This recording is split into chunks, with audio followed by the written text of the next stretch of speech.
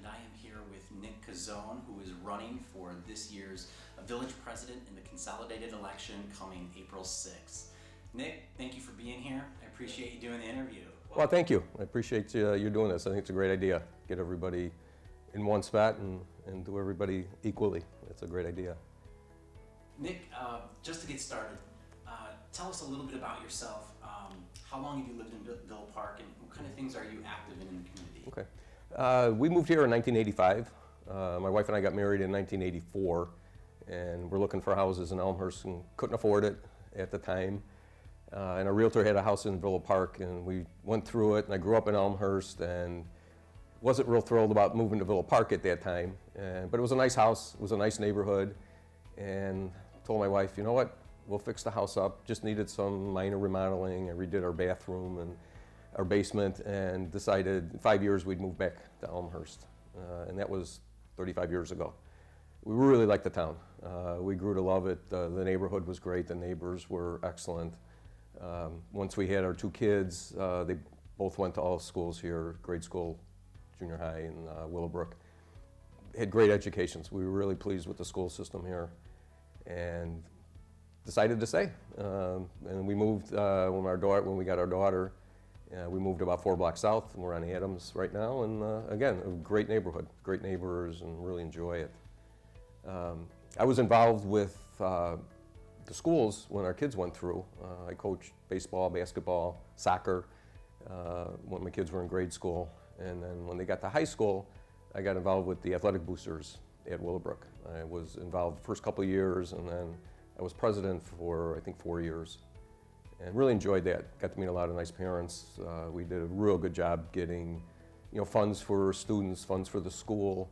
We had 6 scholarships every year, $1,000 that we gave out. Really enjoyed that. And then once kids were out of school, they had nothing to do, and my neighbor was on the board at the time and decided, you should run for trustee, which I did 6 years ago, and I've been on the board ever since. And here you are. And here I am now running for president. So, I've been involved with other things. I'm a Knights Columbus member. In Elmhurst, I've been a Knight since I was 18. My parents were real involved and active years ago. And then I'm also really involved with the Dan Gibbons Turkey Trot Foundation. I'm vice president of that. And we've raised, in the 35 years that it's been going, we've raised over $4 million for anti-hunger, and really proud of that. They've done a real nice job. Dan's a great guy in Elmhurst, and so I've been pretty involved with that for a long time. Excellent. Yeah. Nick, what are some of your favorite things to do here in Villa Park? We like it when the weather's nice. We love biking and walking around the town. The Prairie Path is a great place to be. Meet a lot of nice people, but it's really a nice walk or a nice bike ride. Our section of the path is excellent. People that we talk to really love it. It's open, people like that. And we like going to local restaurants here, More and Fuel and where else? We like Stulgen's. We go in there, and these places are really nice. It's like Cheers. It's nice to go to a place where everybody knows your name, and the people are real friendly, and we really enjoy it. Crazy Pour on North Avenue is a great place. They got good food there. But that's kind of what we like in Villa Park. It's the nice local places where we can just go and sit and enjoy it and talk to people and have a good time. Do you have any hobbies? I do. I like to golf. I'm not very good at it, but I like it. You get out. I like to hunt and fish. I don't get out as much as I used to, but I like to do that. And like I say, I like to bike ride and walk. Walk around town, take bike rides on the Prairie Path or the Salt Creek Path, Great Western Trail. It's kind of what I like to do that. My wife and I love doing that, getting outside and enjoying the outdoors. Yeah, absolutely. We have a beautiful town for that. Oh yeah. Absolutely. Yeah, definitely. It's nice walking the town because you see a lot of different houses that you really don't realize when you're just driving. Because we like to walk the neighborhoods instead of just going down Ardmore or Summit or you walk the neighborhoods and you really see the character of the town. It's really different. You don't see cookie cutter houses all over the place. Nick, I've got kids, and we are a superhero family. We love our superheroes. Yeah. So my kids wanted me to ask all the candidates this question, and I think it's a great question, Yeah. a very creative one here. Yeah. But if you were a superhero, who would it be and why? Okay. I was wondering where you got that question, and it was like, okay, it's not, that's a great that your kids came up with that. You know, I'm not much into superheroes. You know, obviously, you know, my kids are older, and especially with Marvel coming out lately, you know, we really didn't go through that. But since I'm an old timer like that, you know, I thought about this for a long time. It's like I'd really like to be Batman, but not the current Batman. You know, the '60s Batman. You know, the cheesy kind of goofy one where you know, he always gets the guy, and you know, it's always nobody got hurt. It was always biff and bam, and you know, nobody was killed, nothing crazy. But he always got the guy. He always got the bad guys. That was a great series, by the way. Oh yeah, oh I loved it. Yeah, like I say, I was a kid growing up when that was out, and really enjoyed it. It was funky and just kind of, you know, out there, but it was fun. It was a fun series. You know, not like now. Batman now is kind of a little darker, and but like I say, growing up, that was a great series to watch. Nick, how would your friends describe you? I think my friends describe me as a caring person, somebody who's willing to help anybody. I enjoy things. I enjoy being around people, being, you know, boisterous sometimes, outgoing, willing to help anybody. A lot of people just call me Mr. Volunteer, because, especially my wife. My wife calls me Mr. Volunteer because if there's something to do, somebody needs help, I'm usually there. And I'll say, okay, all right, I'll help you out. And that's how I get sucked into things. You know, it's kind of like the mob. You know, and once you're in, they keep you in. You just can't get out. But I enjoy that. You know, and my friends, you know, they like being around. You know, most of my friends are similar to us. You know, we like being around people, like conversation, good food. So we like to hang around with people like that, and I think that's kind of the way people look at me. All right. In your opinion, what do you think some of Villa Park's strengths are? I think one of the biggest strengths are the residents, the people here. The people here are very friendly. They get along. You don't really see a lot of strife in the town. I like the town, the people here, they're willing to step up at any time. You know, I've seen in the last couple of years, there's a family that's in trouble. You know, just recently, about a month ago, there was a family, there was a fire in the house, and someone set up a GoFundMe page, and within about 3-4 days, they had $10,000. And I think that's the way the people of this town are. They're willing to help anybody. They may not even know the people, but there's a call out to help, and you'll always be able to get somebody to help you out. I think our bike paths, you know, like we talked earlier, it's a great place to walk. It's a great place to get outside. We've got a lot of nice, comfortable places to go to if you're looking for food or if you're looking to get a drink. You can sit down and you don't have any trouble at all. You know, the people are friendly and they're not going to hurt you. My wife, a lot of times she'll be by herself and she has no problem going to a place by herself and having lunch or dinner. If I'm out doing something, she's very comfortable just going by herself and knows that there's not going to be a problem. I think our businesses are doing well in this town. 2020 was a tough year. But, and we've lost a few businesses, but the other ones that are still here are thriving, and I think that's one of our big selling points is our businesses. It's a small community. Our housing stocks are great.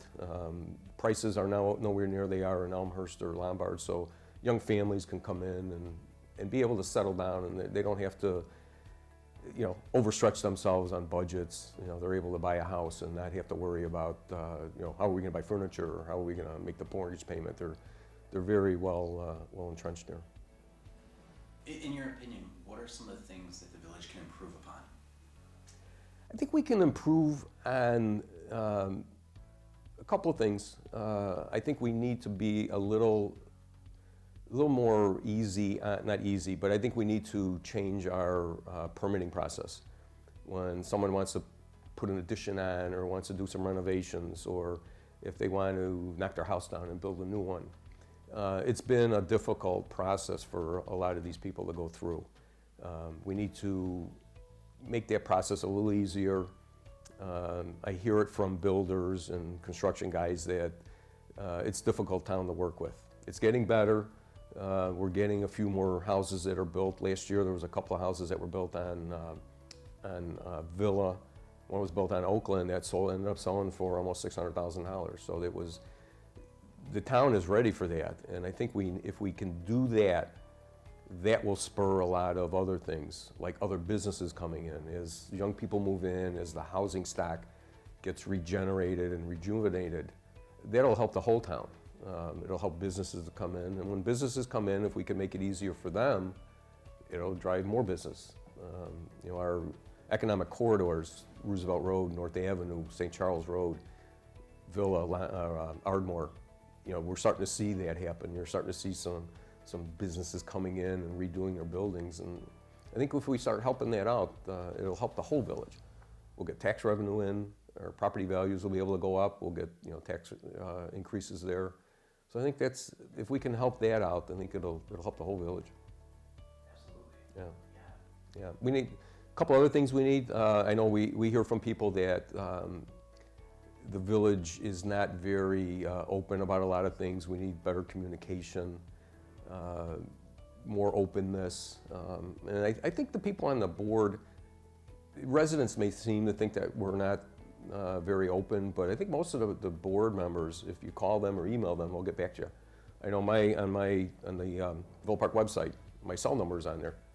And when I first got on the board, they were like, "Do you want the village number?" And I said, "No, put my cell number on there."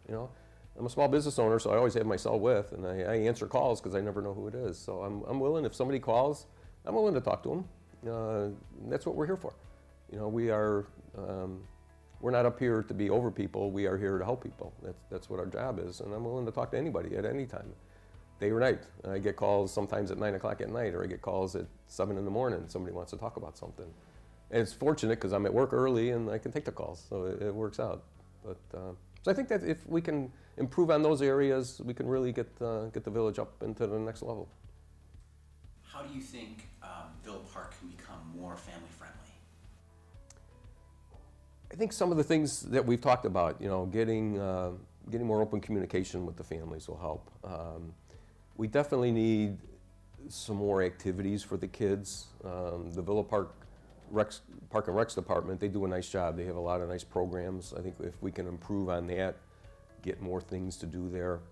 And then obviously, the talk has been for the last 5 years as a rec center. Unfortunately, the way the situation is monetarily, it's kind of been pushed back a little bit.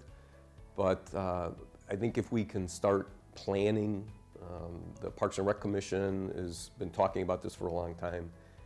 You get those ideas on paper and then start the process. We may not have an exact area yet.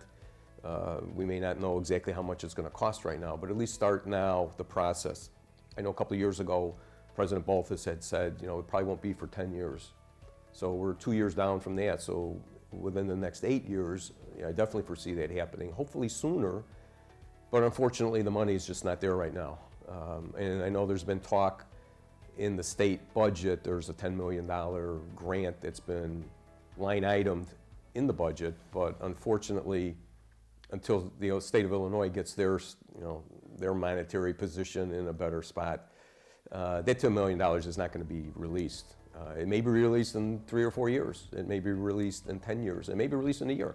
If the budget gets turned around, it may be, but we can't rely on that as that's going to be there soon. But we can still start. We can still start that process, and I think that would be a great boon to the village. I know it was a tough situation when we closed Lufkin. A lot of people for it, a lot of people against it, and I hated to see that, but I think it was a good decision by the board at that time to do that. It was a tough place, tough situation, and looking back and looking at some of the engineering that was done there, it was really, that Lufkin area was really probably the worst place that you could put a swimming pool. Unfortunately, but back in the 50s when that was built, it was, nobody really looked at that. It was a great idea, and it lasted 50 years. But to keep that going, it just didn't make fiscal sense. And unfortunately, now we're down to Jefferson, which is on its last legs, but we're limping along with that, and hopefully by the time the new rec center is built with the new pool, we'll still be able to have Jefferson. It's not anywhere near as bad as Lufkin was, but I think that'll be a big boon to helping our families out and giving them something else to do. A nice indoor place, nice outdoor pool for the summer, and if we can do that, that'd be great. Now, you've been on the board for a little while. Mm-hmm. You're currently a trustee, Mm-hmm. and now you're running for village president. Yes. What motivated you then to run for office, and what's motivating you now to run for village president? When I first ran 6 years ago, like I say, my neighbor was on the board already, and he's like, you know what, we need people with common sense on the board. It'd be great to get you on there. And I thought about it for a while, and I was never a big politician, but the more I thought about it, it was like, okay, my time at Willowbrook was done. Maybe it's time to help the entire village out. And figured, well, I'll give it a shot. And I ran for a 2-year unexpired term, and I won, and then 2 years later I had to run again for a 4-year term.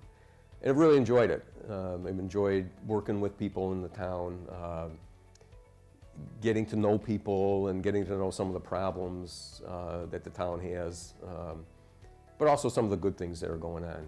And my term is up now, and I wasn't sure if I should run again. I was going to run for trustee. I wasn't going to run, and then I decided if I was going to run, I'd give it one shot to be president. I've got ideas I think that'll help. My background I think is excellent. I'm a small business owner, so I know fiscal problems, what you need to do in down times. I know when times are good, what you can do and what you shouldn't do. Don't spend like it's always going to be there. So the more I talked about it and the more I talked with my wife, she said, I think you should do it. I think you'd be a good president. Of course, she's biased, obviously, but so I decided that's it. I'll give it a shot, and I think I can do a lot to help the village. Like I say, I love being with people, I love talking to people, and I think I can work with people well, work with the board, work with staff, work with residents, and work with the surrounding towns and the county and our state representatives. I think we need to rely on them more, our county and our state. We've gotten some grants from the county for things like stormwater, but there's still more money out there. And I think if as president, I would really start to push for that. And I think I've got contacts that I can do that with. And like I say, I can talk to them, I can speak to them, and I think I would do well trying to get some additional funds in to help us with our projects. And that kind of leads into the next question. If elected to village president, what are some of the things that you'd like to accomplish over the next few years? One thing I'd love to accomplish is to be able to get builders in this village to help us out.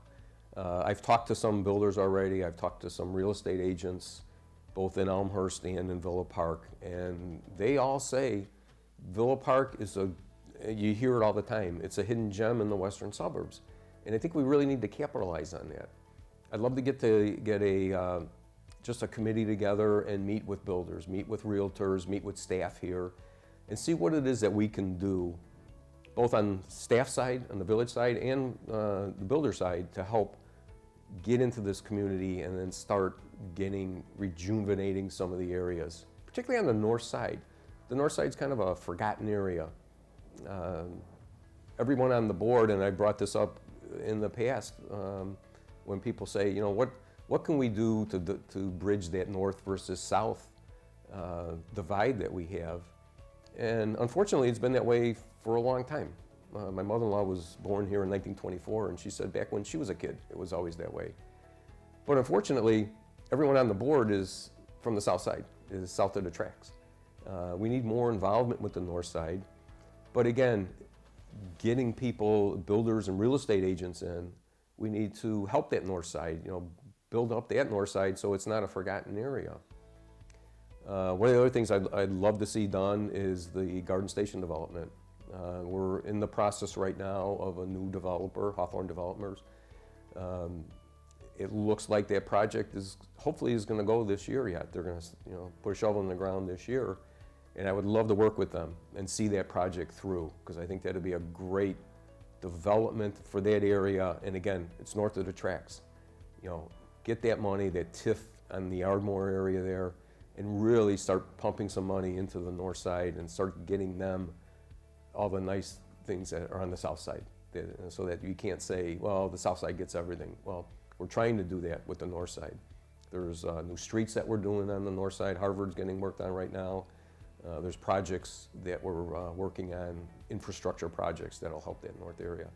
So those kinds of things I'd love to see done in the next 4 years. Nick, is there anything else that you'd like the residents at home to know about you? You know, again, I really like the village. We've been here 36 years and enjoy the people. We enjoy the village. We've really tried to help out wherever we can in this village. We're not going anywhere. My wife and I were like, oh, okay, what are we going to do when we retire? Where we're going to go? And right now we're like, you know what? We're happy here. You know, our kids grew up here. We're entrenched in our neighborhood. We love the people that are around us. I really like giving back to the village. We've gotten a lot out of it with the schools and with the good times we've had here, and I would just love to keep that going and give my time to the village. And like I say, they call me Mr. Volunteer. I just, you know, if there's something to be done, I try to get it done, and I hope that the residents of Villa Park see that and elect me, and I'll, you know, work my hardest to give everything I can to it. Nick, where can people at home find out more about you? I have a Facebook page, Nick Cuzzone for Villa Park President. Again, they can call me at any time on my cell phone, 773-263-8031. I have a personal Facebook page on Cuzzone@yahoo.com, or they can email my Villa Park Trustee Cuzzone at invillapark.com. You can reach me anytime on any of those spots, and I usually try to get back within 24 hours, unless I'm tied up someplace, but I will at least say, I can't talk right now, I'll get back to you as soon as I can, but I definitely try to get back within 24 hours. Like I say, I'm a small business owner. I've been a small business owner for over 15 years, and one of the things that our customers say about myself and my partner are, we are always accessible. They like that because we'll call them back. We have no problem giving our cell phone numbers, giving our emails out. And if we get contacted, we're responding right away. And I think I'm the same way here with the residents in Villa Park, and I'll continue to be that way. I'm always here for you. Well, everybody, that was Nick Cuzzone. He is running for village president in this consolidated election coming up on April 6th. And you can check him out on those areas there. Nick, I just wanted to thank you for doing the interview. Thank you for being here. You're doing a great service to the community. Thank you. Well, thank you. And again, I want to thank you. This is a great idea. It's nice to get all the candidates together, and people can look at it and see all of us, you know, talking. And that's what we do. We talk to the residents. But thank you again.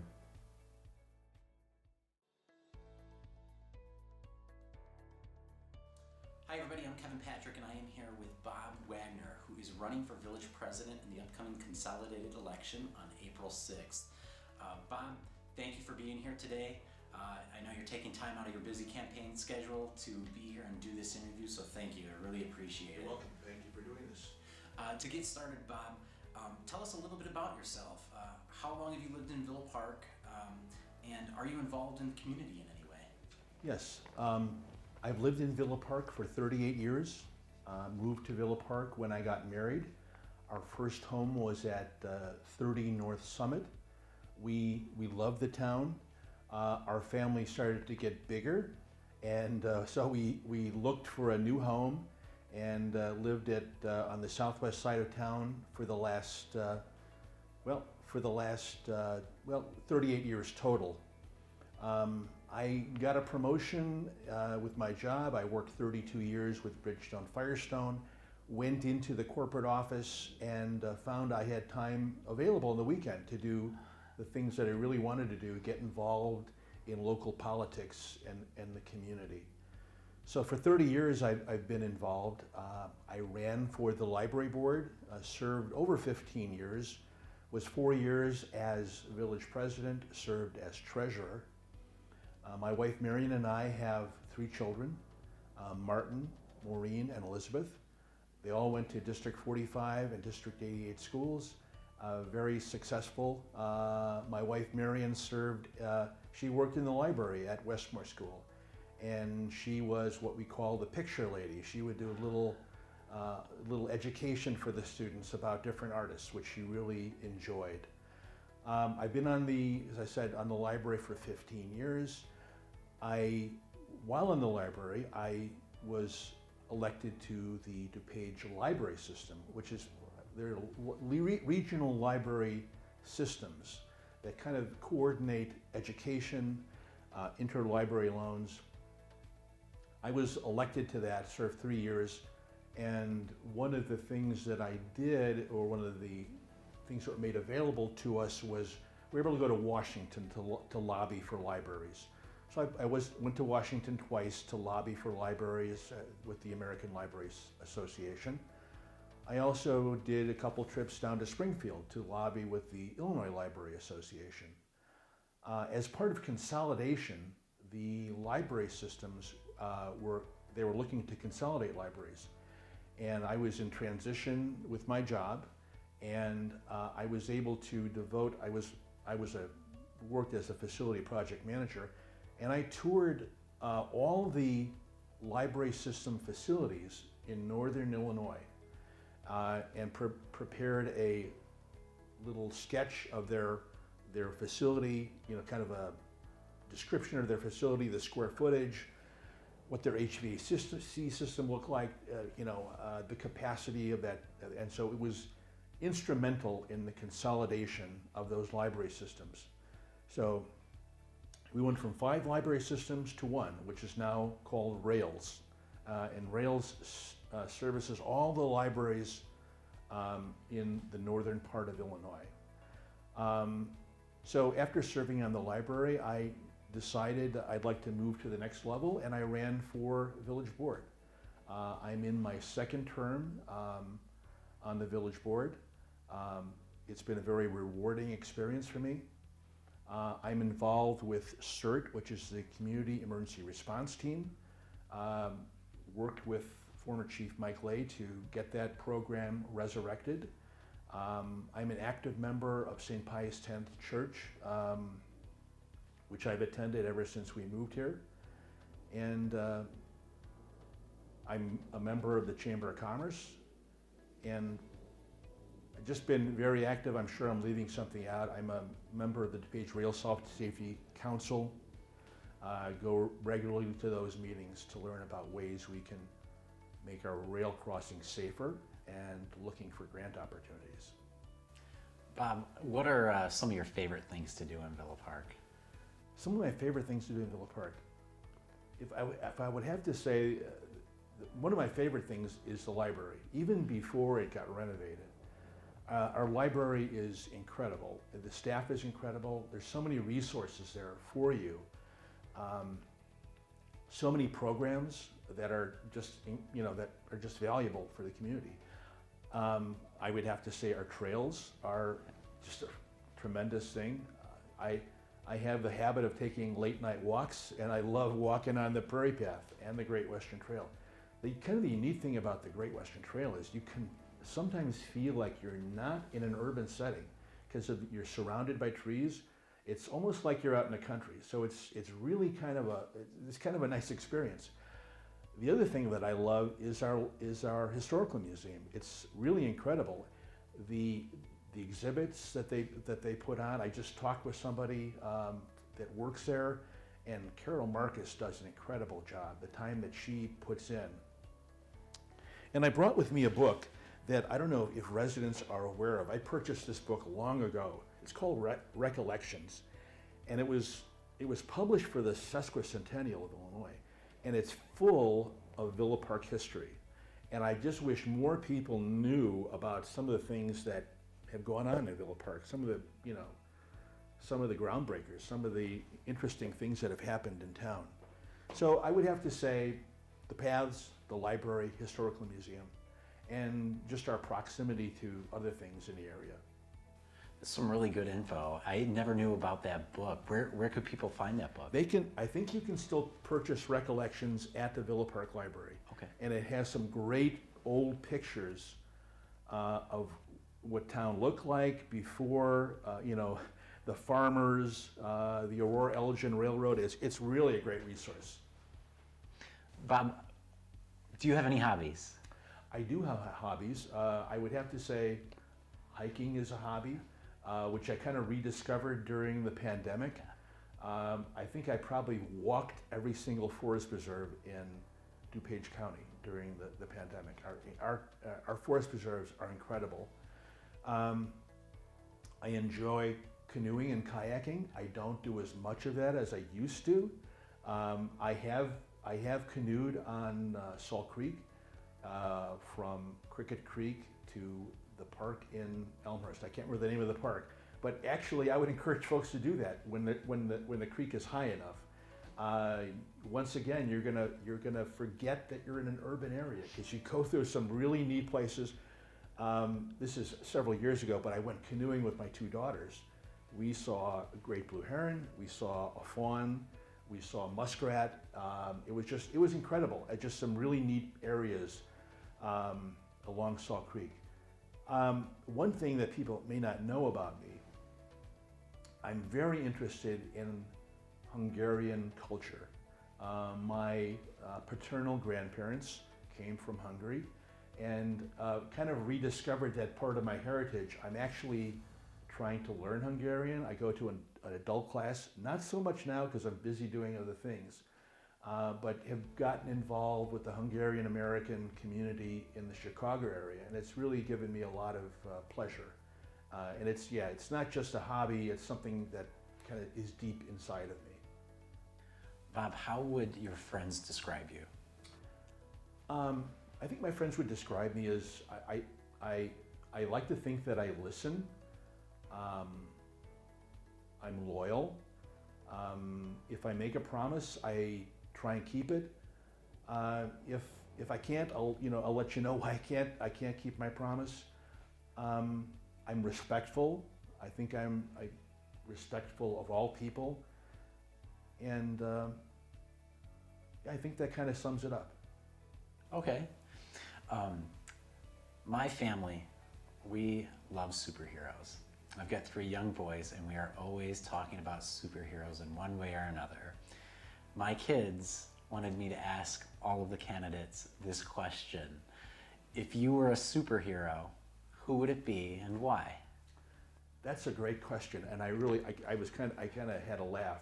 My wife and I laughed when we saw that question. If I would have to be a superhero, I think I would be Aquaman. Because I like water. I mean, I like swimming, I like canoeing. But I think if I was Aquaman can swim underwater. He can communicate telepathically with aquatic life. Maybe Aquaman could repair pools. Maybe Aquaman could repair water mains. Maybe Aquaman could alleviate flooding issues. So yeah, that's kind of a neat hook. Maybe I'd like to be the Aquaman village president because I would be the man that would tame our water issues. So Aquaman. Aquaman, I like that answer. My kids will appreciate that as well. Bob, in your opinion, what are some of Villa Park's strengths? Well, I think some of our strengths are, that we're centrally located, that we are at the convergence of 3 great trails. It's a great opportunity, not just for recreation, but for economic development. I think our strengths are our people. We're not so large that we don't know each other. We know a lot of people in town, the organizations that, the charitable organizations, the fraternal organizations like the Elks, Rotary, Kiwanis, Lions Club, the Masons. We all kind of know each other, and we have that small town feeling. So we're not so large that we get lost. So I think that we have, our people and their talents are just an incredible asset for us. I think there's lots of opportunities for us to grow, even though we're landlocked. If we think creatively, there's things that we can do to, spur economic development. In your opinion, what are some things that the Village of Villa Park can be doing better? I think that and I would have to say in the outset, we do a good job on a lot of things, but you can always do better. And I kind of reference other communities when I say that. We did a good job during the pandemic communicating, but we could still do better. One particular example I would like to cite is we had residents from Charles Avenue, Maple Street, Pine Street, folks that were part of the 2014 referendum project, and those road projects got bumped, and the complaint that we heard again and again was the village didn't communicate with us. They didn't tell us why that project was bumped. So I think that communication is key. One thing that I would like to institute is to have an annual State of the Village address so that we can tell residents what's our plan for the year. Maybe it may not be attended, maybe we won't have a lot of people come in person, but we can post it online, we can post it on YouTube. There's lots of things that we can do to improve communication. I think we've made some strides. I've heard it many times from residents. It's the permitting process needs to be improved. I recently took a tour of our Public Works building, got a good demonstration of our permit portal as part of City View.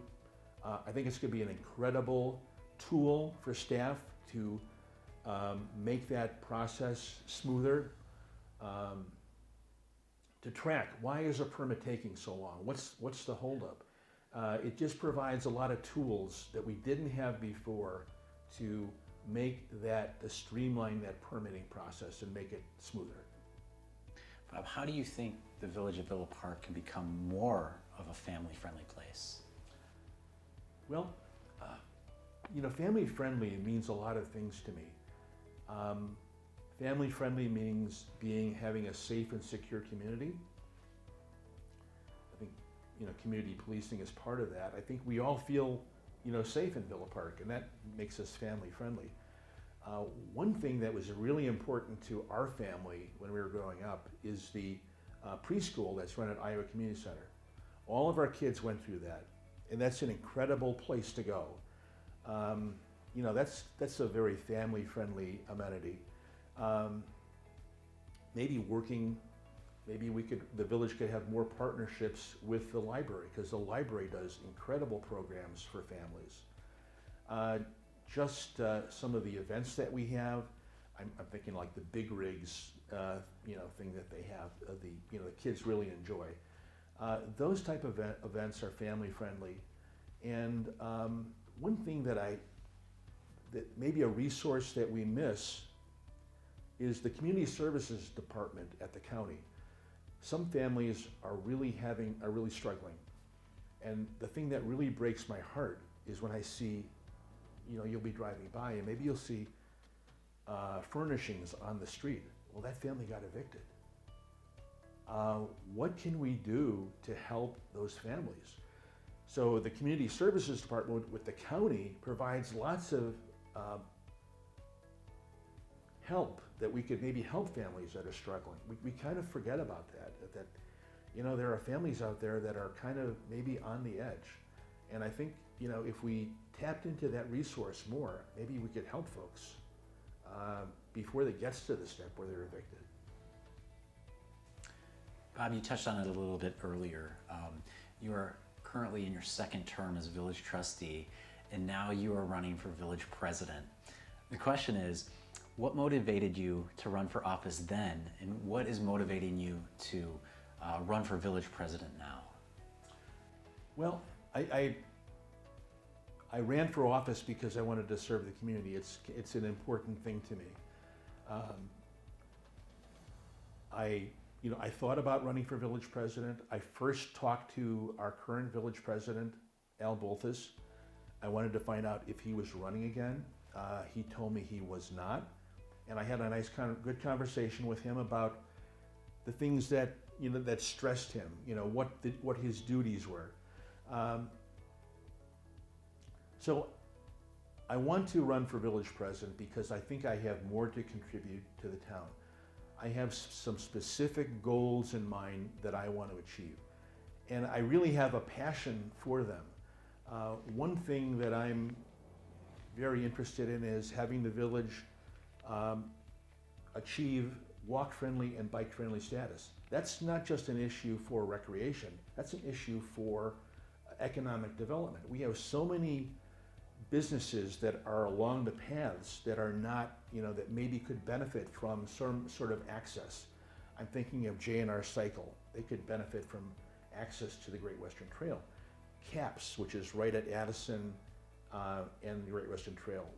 I talked to Sula Iliopoulos there, and she said, yes, we're thinking of expanding our patio in the back, and if we could get some sort of rail access, riders could come off the Great Western Trail, and they could use our facility. So there's lots of things that I want to do. I want to improve communication, and I want to stress to the village residents that as your village president, I have the time that I could devote to become a full-time village president. I really want to dig into some issues, and I really want to work hard, for the community. And if I'm successful, rest assured that you've got my commitment that I will be a full-time village president. Bob, if elected, what are some of those things that you would like to accomplish in the next few years? So I already mentioned, walk-friendly and bike-friendly status. To iron out, to fully iron out those issues that we have with the permitting process. Some folks have mentioned that maybe our codes need to be updated. Well, we have updated our codes, but what I'd like to do, and this would require the advice and consent of the village board, would be create an ad hoc committee that would look at ways for improving permitting. For businesses that want a variance, how can we help them achieve that? We want our businesses to thrive and grow, and we want to do everything that we can to help them do that. And I think if we had a committee, I'm going to call it a blue ribbon committee, that would look into those issues and then make concrete recommendations to the village board how we can achieve this. I think that really is the way to go. Bob, is there anything else that you'd like the residents to know about you? I would just like the residents to know that I'm very passionate about what I'd like to see happen. Sometimes people tell me, well, Bob, you're too laid back. Well, really, inside of me, there's a fire that that burns, and I really want the residents to know that my promise to you is that I will work hard as your village president. I'm kind of transitioning towards retirement, and I will have more time to do that.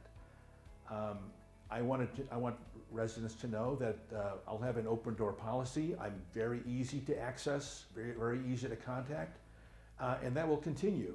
If you go to the village website, all my phone numbers are there, and I encourage folks to reach out to me with your concerns and questions. Bob, where can residents find out more about you? Okay, so you can reach me by email, Wagner, and that's FOR, Villa Park, @gmail.com. There is a website that is not live yet, wagnerforvillapark.com, and then you can reach me through a Facebook page, Wagner for Villa Park, easily found. Everybody, this is Bob Wagner. He is running for village president in this year's consolidated election in Villa Park on April 6th. Bob, I wanted to thank you for taking time out of your busy schedule to be here to interview with us, and thank you for your service to our community. Thank you, Kevin. I appreciate it.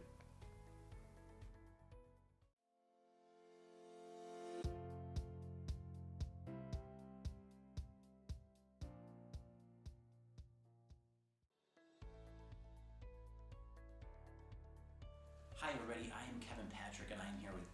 Kumar, who is running for village trustee in this year's consolidated election in Villa Park. Deepa, thank you so much for being here. I really appreciate it. Thank you, Kevin, for having us. This is a very good forum by which we can get out our ideas and reach the public. I like this very casual setup that you have for us to discuss what's going on in Villa Park. Deepa, tell us a little bit about yourself, how long you've lived in Villa Park, and your involvement with the community in any way. Well, I've been in Villa Park for quite a few years. I moved here in fourth grade. Before that, we lived in many parks, but Villa Park is home to me. So 35 years in total. Before, as I said, we lived in many parks. We were in Hyde Park, Forest Park, then Oak Park, and now we're in Villa Park. From fourth grade onwards, I love this town. Okay, since I moved in, there have been ups and downs, but this town has been lovely, and I love living here. Now, that being said, I am a professor. I teach at Northwestern University, and I have I basically went to Willowbrook High School, and I went to Jefferson Junior High before that. I actually went to Lincoln School, which doesn't exist even before that. So I'm completely a product of District 45 and District 88. But my kids, they grew up in District 48. So I am also very, very active in District 48. I was assistant treasurer for 2 years on FTC. Before that, I was a room mom for years and years.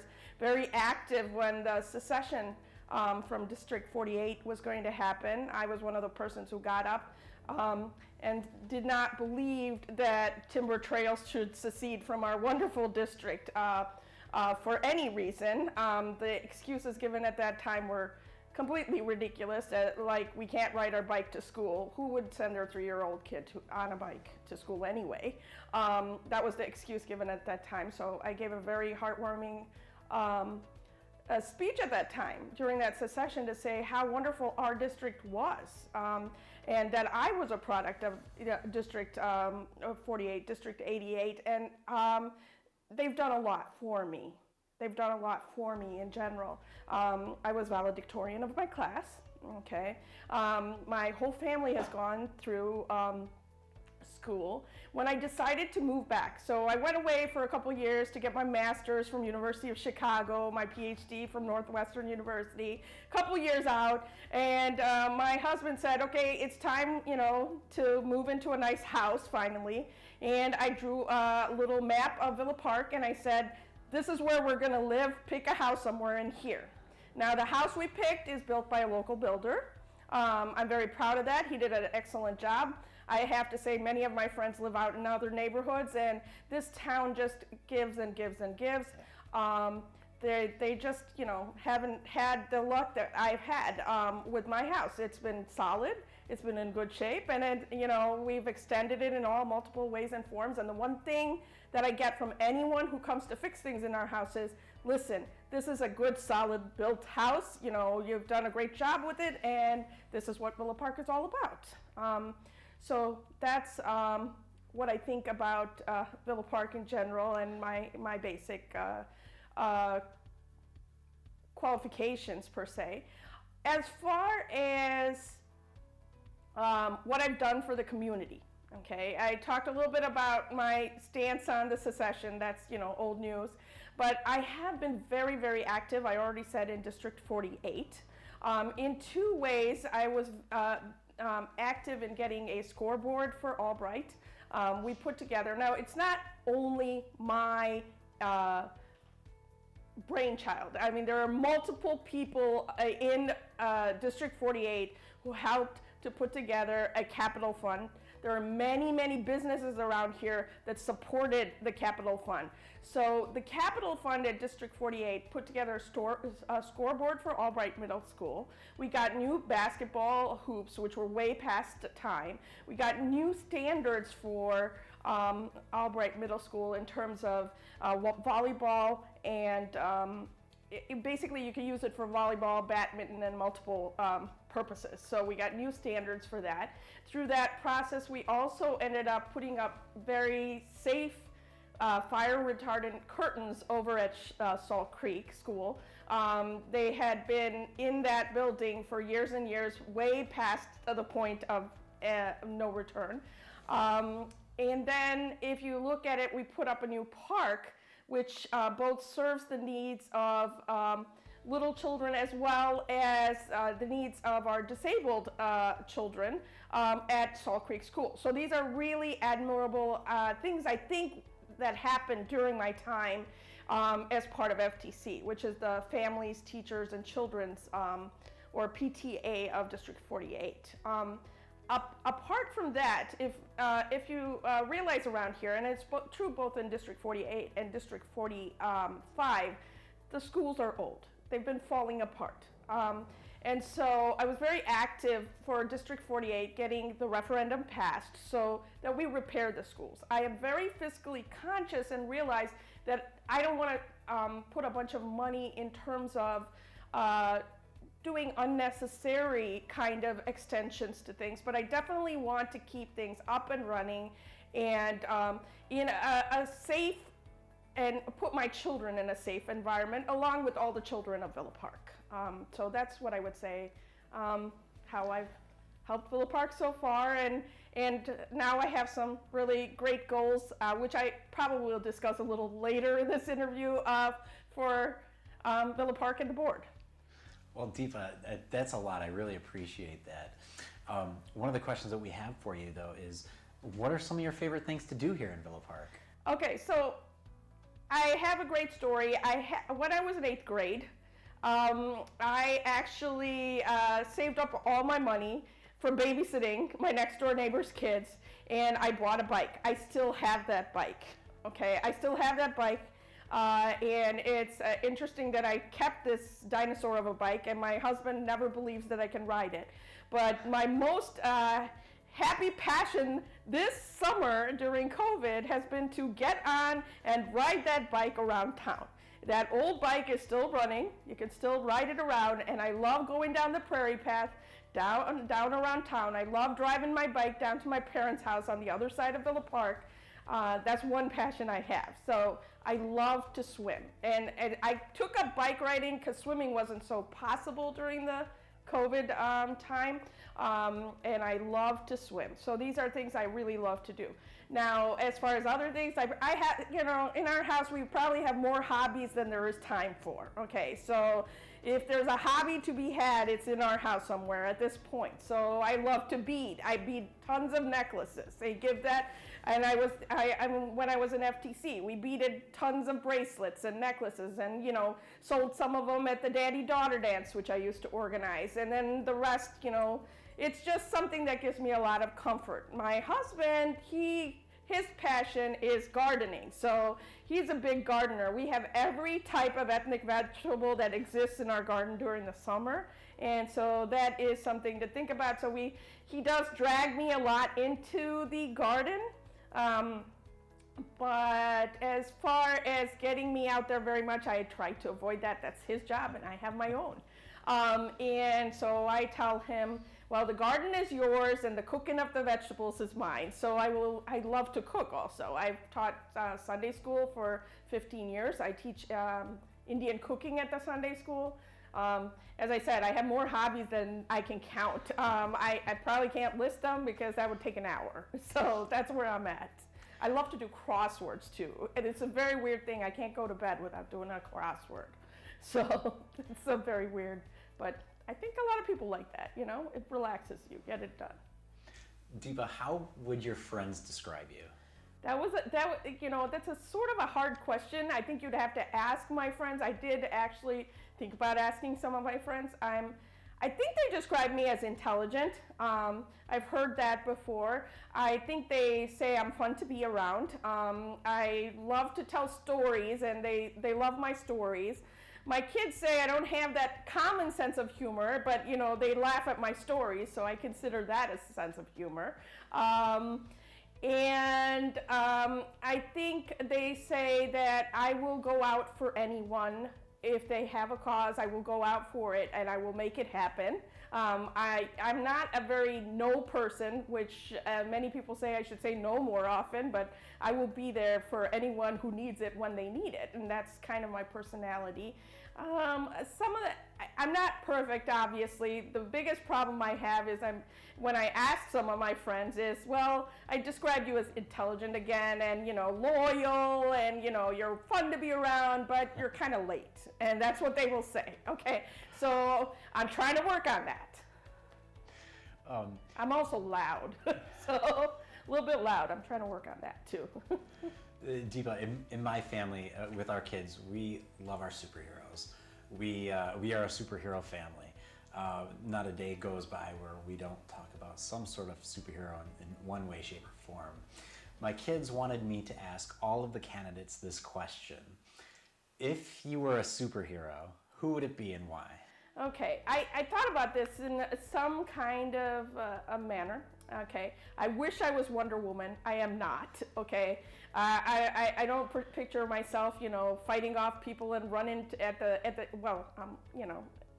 that just doesn't fit my personality.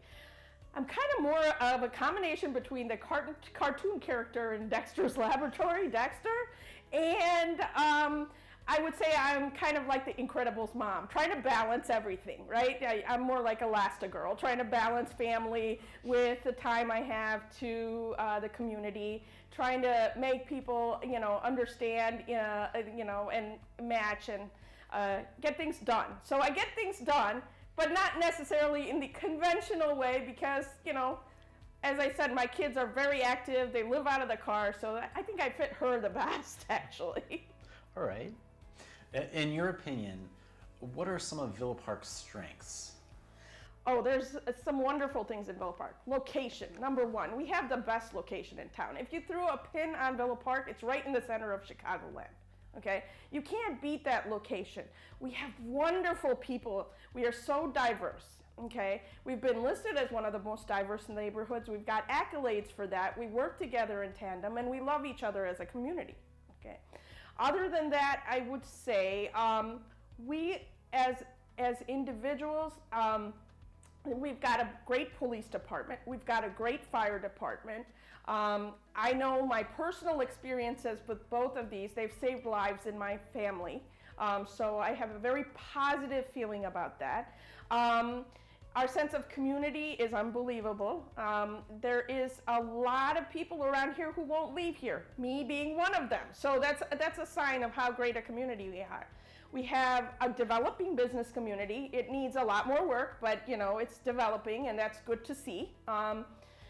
And as far as the other strengths of Villa Park,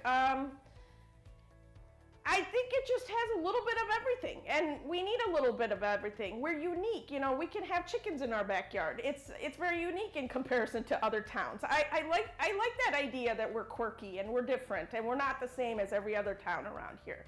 So that's what I would say. In your opinion, what are some things that the Village of Villa Park can be doing better? Okay, there are quite a few things they could be do better. I think they're overall doing a good job. We're financially secure. We've got things happening. But number one, they don't have plans for the future. I am a long-term planner. Okay, I believe in thinking about goals in two steps. Having goals for the future as well as having goals for now. The village doesn't seem to have that attitude as far as I can see. Their attitude is more short-term and quickly solve the problem and move on. The problem with that is you get solutions that are meant for the short term, not for the long term, right? So I absolutely believe that we need to have a long-term strategic plan. The works have been started by some, there is a strategic plan out there. It was started by some of our great board members, both Kevin Patrick and Christine were very instrumental in getting that done, is what I've heard. And that was, I thank them for starting the process, but there's a lot more to be done on that. And I know there are great other members that are, working together to get it done, but I think I could get in there and get it done now, rather than later. What we need is a long-term plan with short-term goals with metrics on them. and timelines. The biggest thing about Villa Park is there seems to be no timeline to any project. You have ideas for projects, they're out there, our citizens give you ideas for projects, but they're never done on time, they're never implemented, and you move on to the next thing. Now, some of this has been, some people, I've gotten a lot of feedback on reasons for this. One, we haven't been very friendly to our local businesses, right? We need to be a little bit more friendly. We have to reach out to them. We have to think of which codes are outdated. We have to address those issues as well. That hasn't been done from talking to very many local businesses. We need to support them in ways that they can get the forms. Like if a business needs to set up, it's almost impossible in this town to do it in an easy fashion. You go to the board, you ask a question, you solve that problem, then you come back, you still can't set up. You have to go back to the board and back to the board and back. The problem with that is it takes a very long time. Well, business will get frustrated. They'll leave town. They won't stay here. That's not a good thing either. Now, support during the pandemic, not very great on our part, not because we didn't mean to do it, we just have to communicate better with the citizens. There was really very little communication. Very simple things can be changed to improve our communication. It doesn't cost a lot to communicate better. What it does is, first, let's think about how the website works. Let's think about where things are placed there. Let's think about, okay, if I'm communicating with people whose streets aren't fixed on the road referendum, how can I better communicate with them? Let's put up a map there that tells people, yes, we've finished these roads. I know there is a map, but it's not a good map. That's what I would say. You got a map. We've finished these roads. We are planning on these roads. This is the time I plan on finishing them. These are the reasons why we haven't been able to do it. These are what we think we can do and what we can't. That answers all our citizens' questions on the roads, right? Let's put up a complaint page for the people, the citizens of Villa Park. Let's think about what they can do if they need small repairs, right? The pothole in front of my house is flooding. Well, guess what? Years of flooding, and people have, know what my opinion on is about flooding, because as I said in the past, when I was a little kid, I spent months and months cleaning out my dad and mom's basement because it flooded. So let's think about what we can do for that. So let's get those potholes repaired so we don't have flooding in someone's basement. Let's get that even. It's a small cost for a benefit to multiple people, okay? So we need to think about those kind of thoughts in Villa Park, and that's what I'm afraid of. I think it's more about process, getting it set up, and then actual cost to the citizen. It is about making sure that things flow neatly, that it's easy for people to access solutions, than actually necessarily complaining about what's going on. Deepa, how can the village of Villa Park become a more family-friendly place? Family friendliness has to do with getting families into Villa Park, right? Family friendliness has to do with all of us working together. People don't realize it. I've become very, very close to my FTC family. Why? Because I got involved. The more families get involved, the more they become family friendly. Now, also a lot of family friendly businesses are necessary to make Villa Park happen. So what do we consider a family friendly business? Obviously Safariland, nice family friendly business. We love to take our kids there. It's in Villa Park. When I went on Google and searched for the best places to go in Villa Park, sadly enough, most of those places were in Lombard. We got to change that. That should not be there, right? We should have family-friendly parks in Villa Park. We should have family-friendly, an aquatic center in Villa Park that's considered family-friendly. These things have to come back into Villa Park. My personal thing, I used to go to it used to be called North Park Mall for the longest time. I used to drive my bike there. That ancient bike that I had, I used to drive it over there. Back then it wasn't ancient. With me and my friends, we'd stop by at my friend's house. Her mom still works at the Jewel. She is the best person in terms of baking, and she bakes the best cookies. So she's Greek, and Greek cookies are awesome. That's all I have to say. So we'd stop by there, grab a few cookies, and we'll all rush over to the mall over there. Well, the mall over there was called the Dead Mall for a very long time. It is slightly improving, but there's a far It has to get much farther than it is at now to become family friendly. Let's make that family friendly again. If you look on North Avenue, I used to love to go to play it against sports. I don't know where it went. It's disappeared. Now, I kind of know where it went. It wasn't getting enough business. We weren't supporting it enough. Somehow, we need to fix that. We got to get that whole area back to normal. That whole North Avenue corridor has been a problem for years and years and years. Well, the reason it's a problem is the village has to reach out to people to come in there. We have to reach out to family-friendly businesses. We have to get them back into Villa Park, I believe. Then you'll get a more family-friendly town. The only businesses that are coming now, I wouldn't consider more family-friendly necessarily, okay? That's not a bad thing. I'm glad there are businesses coming into Villa Park. I'll take what we get at this point, but we got to reach out to those family friends, and we got to give them a little oomph. Let's send out a message saying, this new business is in town. Try out this cool thing. That's all I would say. I mean, how else could you make this place a more family-friendly place? Get the people involved, have a cause, get the people involved, get a business started up, get the people involved, and just clean up Villa Park. Deepa, what has been your motivation for running for village trustee?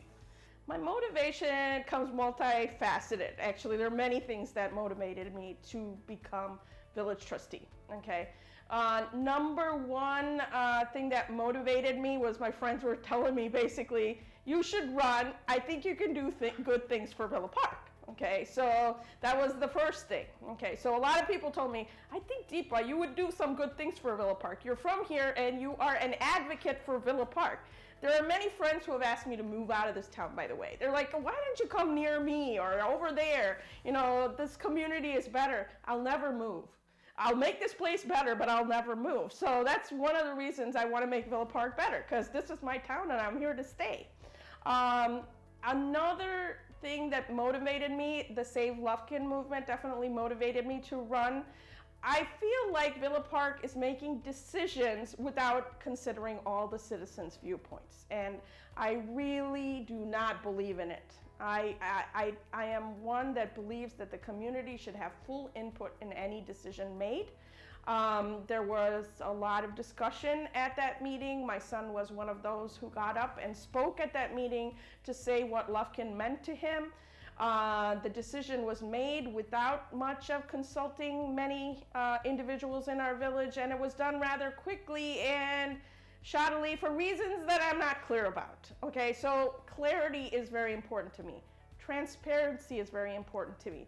Now, what I mean by transparency is not throwing documents on a website. You know, anybody can do that. It's that you should be able to find them.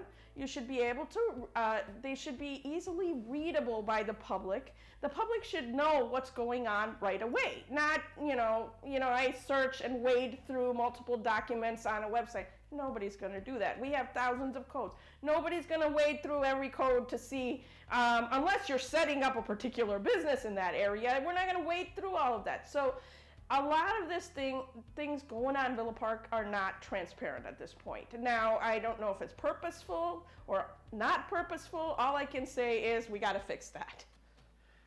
If elected, what would you like to accomplish over the next few years? If I'm elected, quite a few things. I always have a larger agenda than may be feasible. But if you don't have dreams and wishes for your town, nothing is going to happen. Okay. So my first dream, and I think it's pretty close to getting to happen, is to restructure and repurpose Lufkin Park.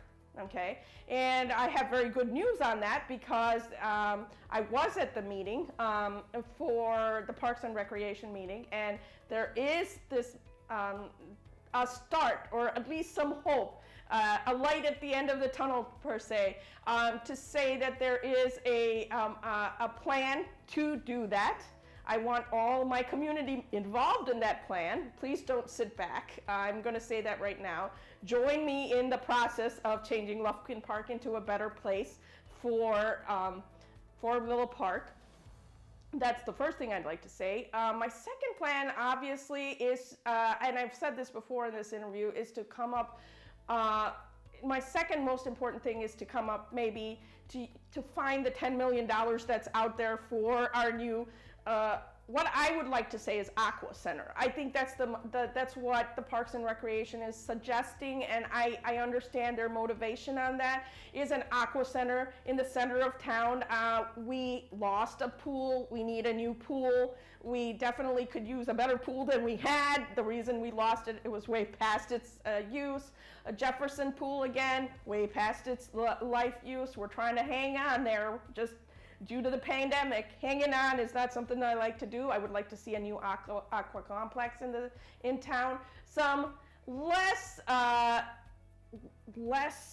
elaborate goals I have is, first of all, fix the website. Let's, if I need to see Halloween timings, let me see it on the front page.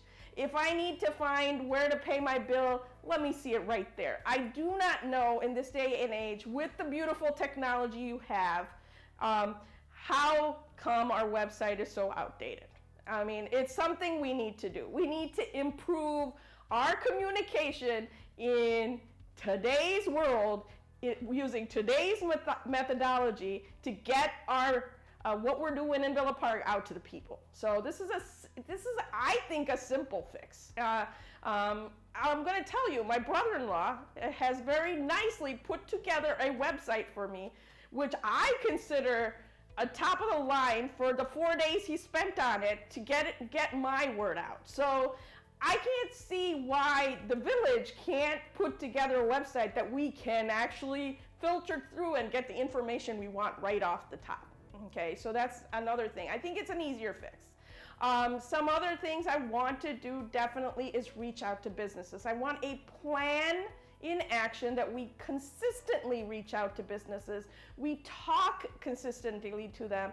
We talk to local businesses to keep them in our town. We're having a large problem with retention.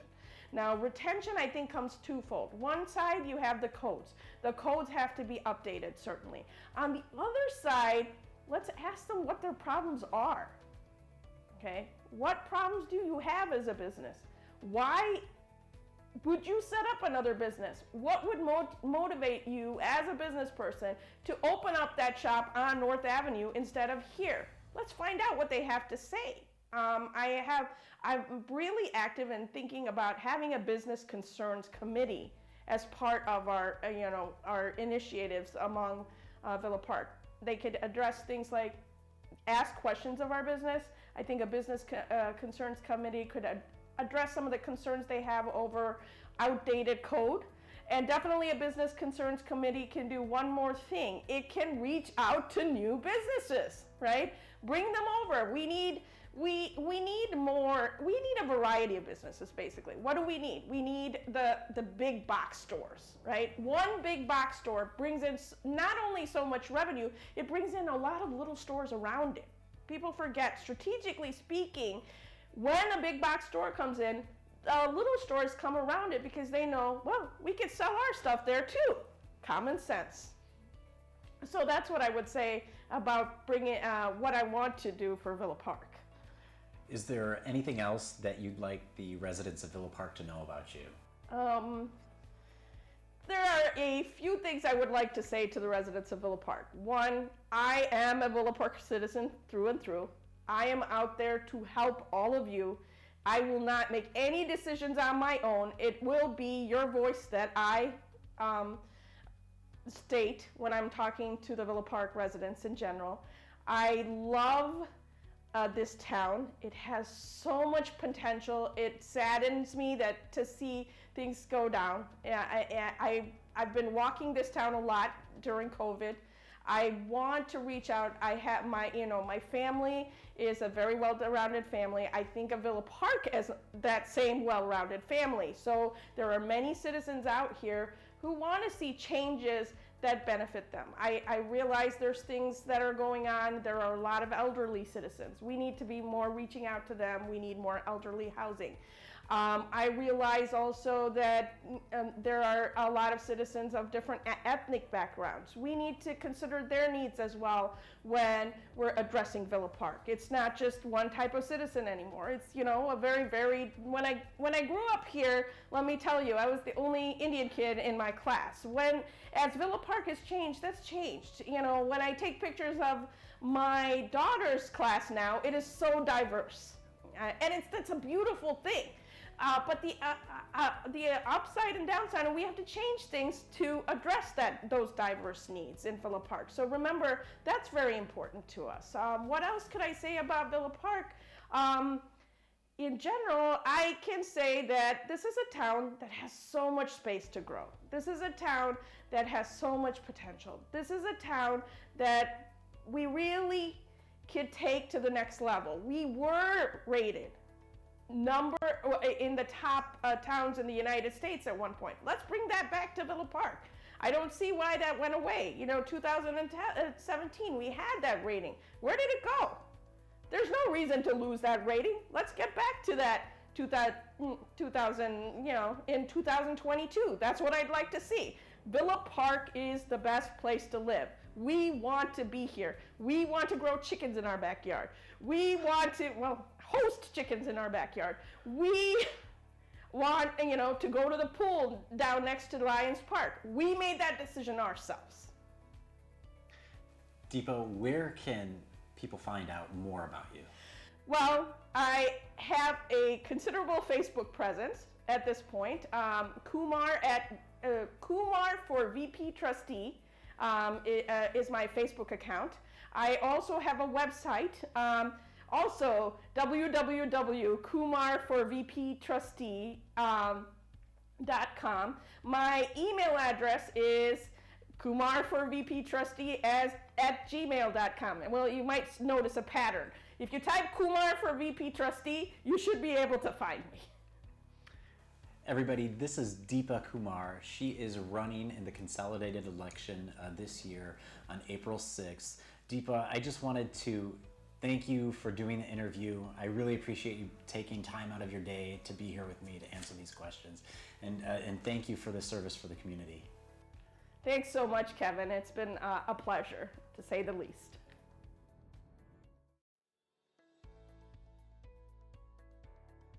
Hi everybody, I'm Kevin Patrick and I'm here with Jack Kozar. Jack is running in the consolidated election this April 6th for Village Trustee in Villa Park. Jack, thank you for taking the time to be here. I really appreciate you doing this interview. Yeah, thanks for putting this together, Kevin, and all the time that you're spending doing it, so appreciate that. Thank you. So just to jump into things here, Jack, Sure. Why don't you tell us a little bit about yourself? How long have you lived in Villa Park, and are you involved in the community in any way? Sure. So I've been in Villa Park going on 22 years. Grew up in Elmhurst and came over here. My wife and I live in town, obviously. And a couple of years ago, we built 324 East Central, which is Fuel, Creme, and the food truck A Movable Feast. So that is in part why I'm running, just all the things that I've been exposed to along the way. And you know, that's been our tremendous community involvement for the last couple of years. It's been quite consuming, but very, very rewarding. Jack, what are some of your favorite things to do in Villa Park?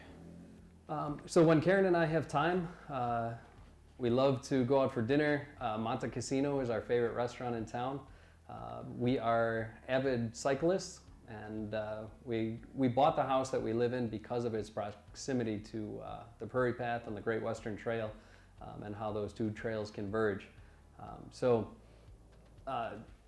That's what we love to do when we have time to do it. We also just like walking on the path and you know, hanging out. We also enjoy all the people that we're meeting on our patio over at 324. Jack, you touched base on it a little bit about cycling, but Yeah. do you have any other hobbies? Well, I love sailing. Got a boat up in Lake Geneva that we try to find time and go up there to sail and spend time up in Lake Geneva. So that's a lot of fun for us. I also like, you know, we like to travel. We haven't done so much of it recently in the last, you know, year because of the pandemic and whatnot, and also starting the business. But Karen and I have kind of traveled extensively throughout the country and over in Europe. So definitely a hobby and something we enjoy and hope to kind of get back to over time. Jack, how would your friends describe you? I think my friends would describe me as somebody who's loyal and reliable, always there to help them, if something comes up. My friends come to me for, advice sometimes, and I always try to, give them, impart onto them what I've learned, to try to help them make the decisions that, they want to make. So I think that's how my friends would describe me. So in my household with 3 young boys, we love our superheroes. Every day there's some sort of mention of one superhero or the other.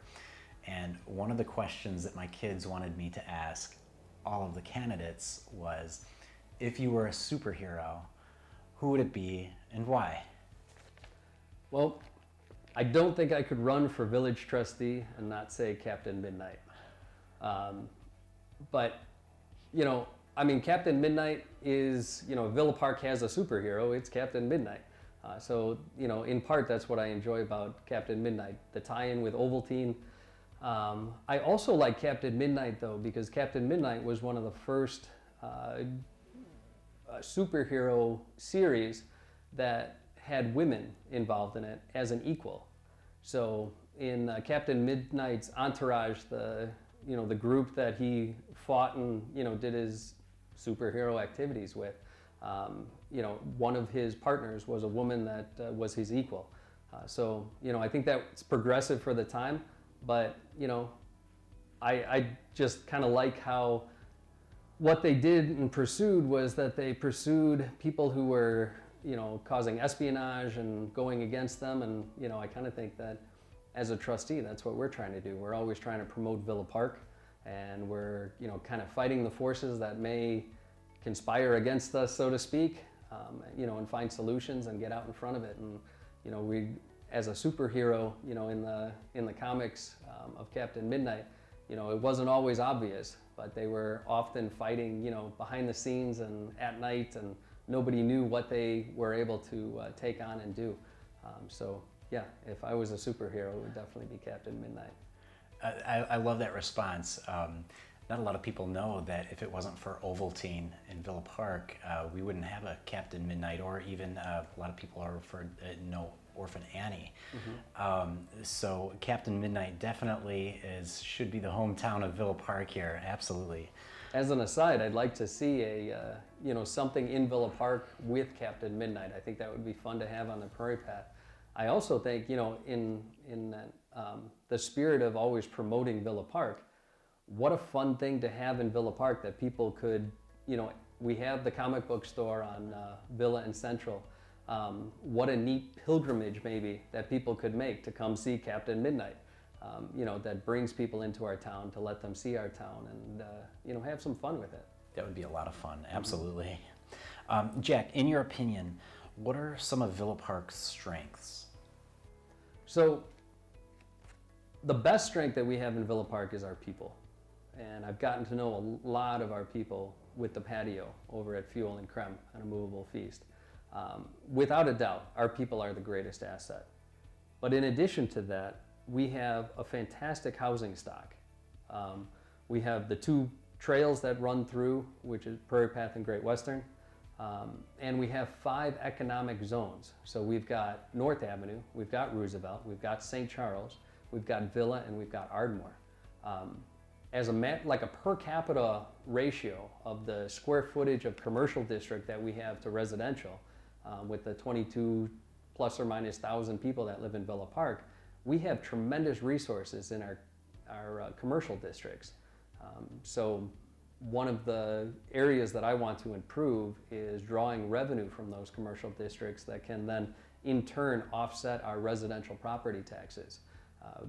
Bring more money in on the commercial side so that we have to come up with less as homeowners. And that ties into the next question too, is, in your opinion, what are some of the things that the Village of Villa Park could improve upon? Our reputation. I think that is the key thing that we have to improve upon. So 3 years ago, plus or minus, when Karen and I got involved with the 324 East Central property, fuel, creme, to some sense, we got into it naively. And we started working on the property, and I'm an attorney by trade. I have a law firm in Elmhurst, and I talk to people all the time. And I started hearing some of the people that I work with, why would you want to work in Villa Park? They're so difficult to work with. That's our reputation. And what I think that does is that prohibits investment in certain developers and different economic opportunities into Villa Park because we have that reputation.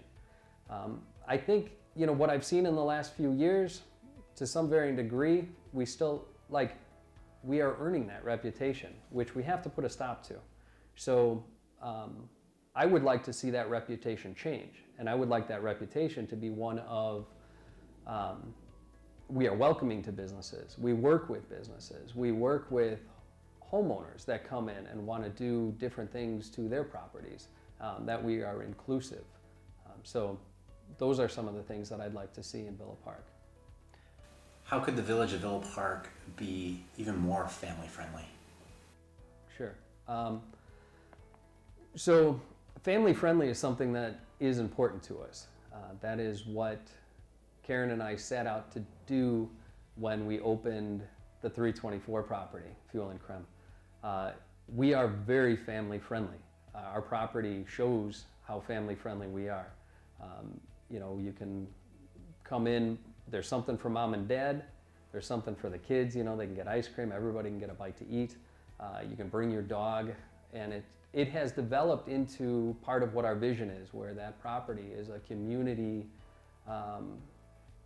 some people have referred to it as a community town square, where everybody comes together, they see their neighbors, they meet their neighbors. So different things that we can do in Villa Park are more events. A few years ago, pre-COVID, there was a trick-or-treating thing going on right in that business district down there, and we were part of that. So we had the idea of doing a trunk and treat in the parking lot across from Fuel and Creme. Thought it was a great idea. It could add to the existing event. I was completely caught unaware or off guard of how much controversy that created. They actually went out, some of the business owners on Villa went out and wrote a petition against us so that we couldn't do the trunk and treat event. We need activities like that. We need fun things that families can go to that are safe, that accept all the community, that promote what we're doing, and brings people from out of town that find out, hey, we got this cool event going on. So things that I would like to see are trunk and treat type events. I would like to see other events come up in Cortese Park. I think that's underutilized. It's a wonderful, centrally located with the two paths right there. I'd also like to see a sled hill in Villa Park. There's a couple different locations that I think would be fun. It doesn't have to be a big, massive sled hill, but when when it snows, I think it'd be a lot of fun to grab the kids and a sled and have that central place where everybody kind of goes. If it's more than a couple inches of snow, that you're going to see everybody there, and everybody's going to have some fun going down the sled hill. So I think that would be a fun thing to do. Another thing that we need in our community for our kids and just the community at large is a modern aquatic center. And that is something that, as a trustee, that I want to push for. There is some money that has been written into a bill, $10 million, and it's in the state of Illinois. So we are entitled to that money. It's written into law. However, because of the state of the economy, that money is not available to us. Illinois is not issuing bonds. So what we have to do is we have to become shovel ready so that when that money is released, or the federal government decides that they're going to hand down a big chunk of money for infrastructure, that we are shovel ready for a new village aquatic center. In short, what we need to do is, as a community, we need to have town halls, and we need to determine where that location is going to be. Then once as a group, as a community, we decide where that location is, then we have to start working with an architectural firm and decide what amenities do we want in this location. And we have to actually draft up plans, architectural plans. Then we have to find a builder that is willing to do it. And lastly, as a community, we have to do our phase 1 engineering. So we have to basically prep the property and get it ready, shovel ready, so that when that money comes in, we are first in line to do it. What we don't want to do is scramble and put something together that's not exactly what we want or doesn't have the input from everybody else in the community, or we don't want to be looked over. So then we have to wait another 3 years or 5 years, or who knows what happens. So those are things that will help our community, will help our kids. Before Fuel and Creme came about, in that area we really had the 7-Eleven, and that's just not a place that kids are meant to hang out in. So I have staked my future, and I've put my savings in that property, which kind of shows the voters and shows the people in Villa Park that it's not just what I say, it's what I did and what I do every day. So very important question. Jack, what motivated you to run for village trustee? What motivated me was what I learned starting the business that we have. So all the obstacles, all the roadblocks, the detractors. When we first had the idea, went to Villa Park and asked if there was any money to help to remediate the property. As you know, it was an old gas station.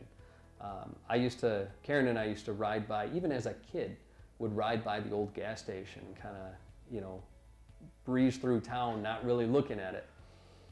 Well, Karen and I then, kept looking at this and saying, what can we do? How can we make this better? What ideas do we have? So went to the village and asked if there was any money to help with the remediation, was told that there wasn't. So said, okay, we'll go it alone and we'll do what we have to do. And then sometime later found out, well, yeah, there is some money to help with the remediation. However, you've remediated it already, so it doesn't apply and you can't tap into that money.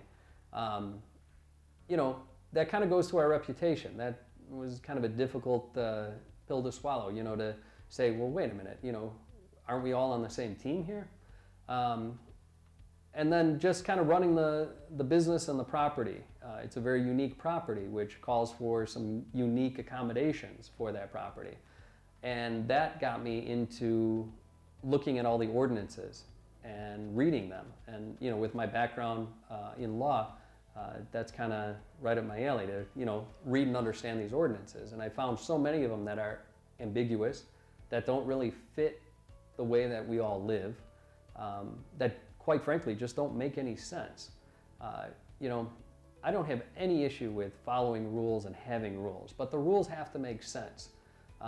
What we don't want to do is have a bunch of rules that don't make sense, that don't really apply to our way of life, because what that does is that creates basically an atmosphere where people then don't necessarily follow the procedure, and they go about it on their own. So they won't get permits, they won't do what's required of them because it's either cost prohibitive, they can't do what they want to do even though it's reasonable, or for whatever reason it doesn't make sense to them. What we need to do is have a code that represents us and works for us and is tied in with our master plan, of what we see as a community, what we see Villa Park to be, and what kind of businesses we're attracting, and what we want for our housing stock. When I bought my house that I currently live in, it cost me $1,500 just to get permission to build a fence. So that doesn't mean I built the fence for $1,500.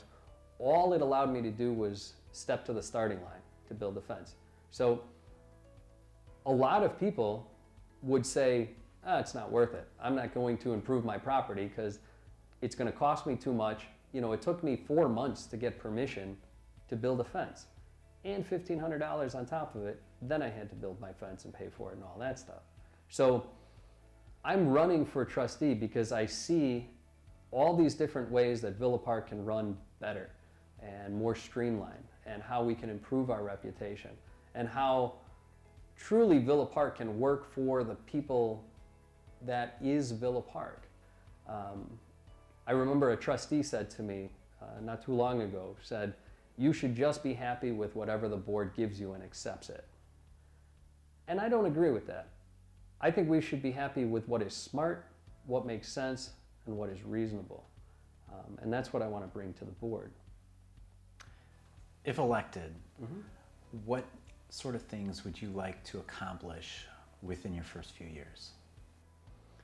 So I've already talked about how I would like to improve our reputation, but there's a process to that. So I would like to update our master plan of how we see Villa Park and how we see our 5 economic areas, what kind of businesses that we want to bring in.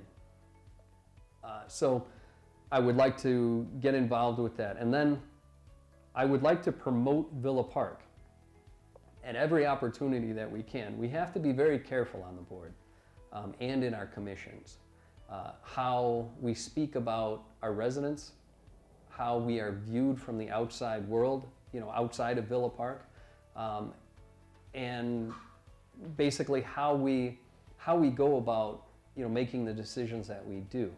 So I want it to be an understanding with the board and the commissions that everything that we do has to promote Villa Park. If we need discussion and we need to, learn more and understand more, that's all homework we need to do before we get to the meetings, so that we can have an understanding and have good, debate and good conversation and good, a good trajectory in our meetings. We want to be viewed as approachable, so that is definitely something that I want to work on. I've been canvassing and meeting a lot of the residents in town, and over again I hear that they don't feel that the commissions, the board, and our village government is approachable. That is huge. That needs to change. Anybody in Villa Park that has a problem, has a concern, has perhaps a solution on something, needs to be able to be heard. They need to be heard at our board meetings. They need to be heard at the commissions. They need to be heard in our village government. Again, when I've been canvassing, a lot of people say it feels like us against them. But it's not us against them. It's just us.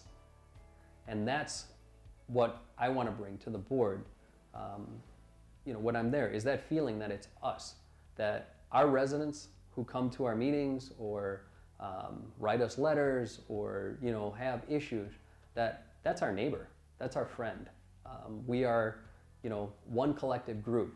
I truly believe that we are better together, but we have to start working towards that end. So that's something that I'm going to bring to the board. I also, like I just mentioned, I want to review our ordinances, our village laws, essentially, and I want to go through them and make sure that they make sense. If they don't make sense, what can we do to change them? Or do we need to take them off the books altogether? So we do need to go through those one by one. I think I'm well suited for that given my background, and it's something that I can do. Another thing that I want to bring to the board is we've had a number of deals and contracts that Villa Park has gotten into, that Villa Park has bought property, taken down homes, given it to various businesses for development. However, in those contracts that they've put together with these different businesses, there haven't been clauses in there that if the business doesn't do what they say they aspire to do, there's no penalty for them. So they just take the land, or they take the efforts. They essentially take the money of Villa Park with no recourse or no teeth that say, well, we're going to hold you to it. That's super important, and I think that what that needs, how we can change that, is the right people on the board that will look at it and not just rubber stamp it, but will take the time and understand it and have the perspective to bring into it to say, well, what if this goes wrong or that goes wrong? And then be able to negotiate back with those new businesses coming in, not to blow up the deal, but just to lay it out on the table and say, you know, all right, we do want to go with this, but here's a reasonable solution, or this is a reasonable concern. And we suggest this is how we fix it. Because I think if one takes that approach, we can keep, you know, our deals together, and we can move forward, and we can get better protection for the money that we spend in the village. Because all that money comes from our people, our residents. So we're stewards for that, and we have to look out for that. I've been advocating for people, you know, my whole career. I want to advocate for Villa Park.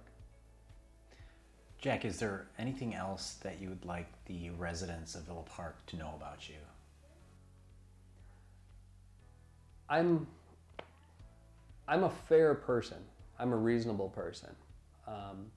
The things that I want to bring to Villa Park are pretty reasonable solutions. I don't have any extremes that I want to radically, you know, turn things upside down.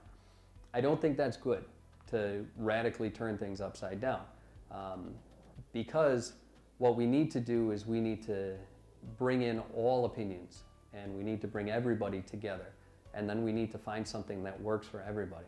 Not any one group gets 100% of what they want, but when everybody gets something of what they want and we can make something that works together, we are better.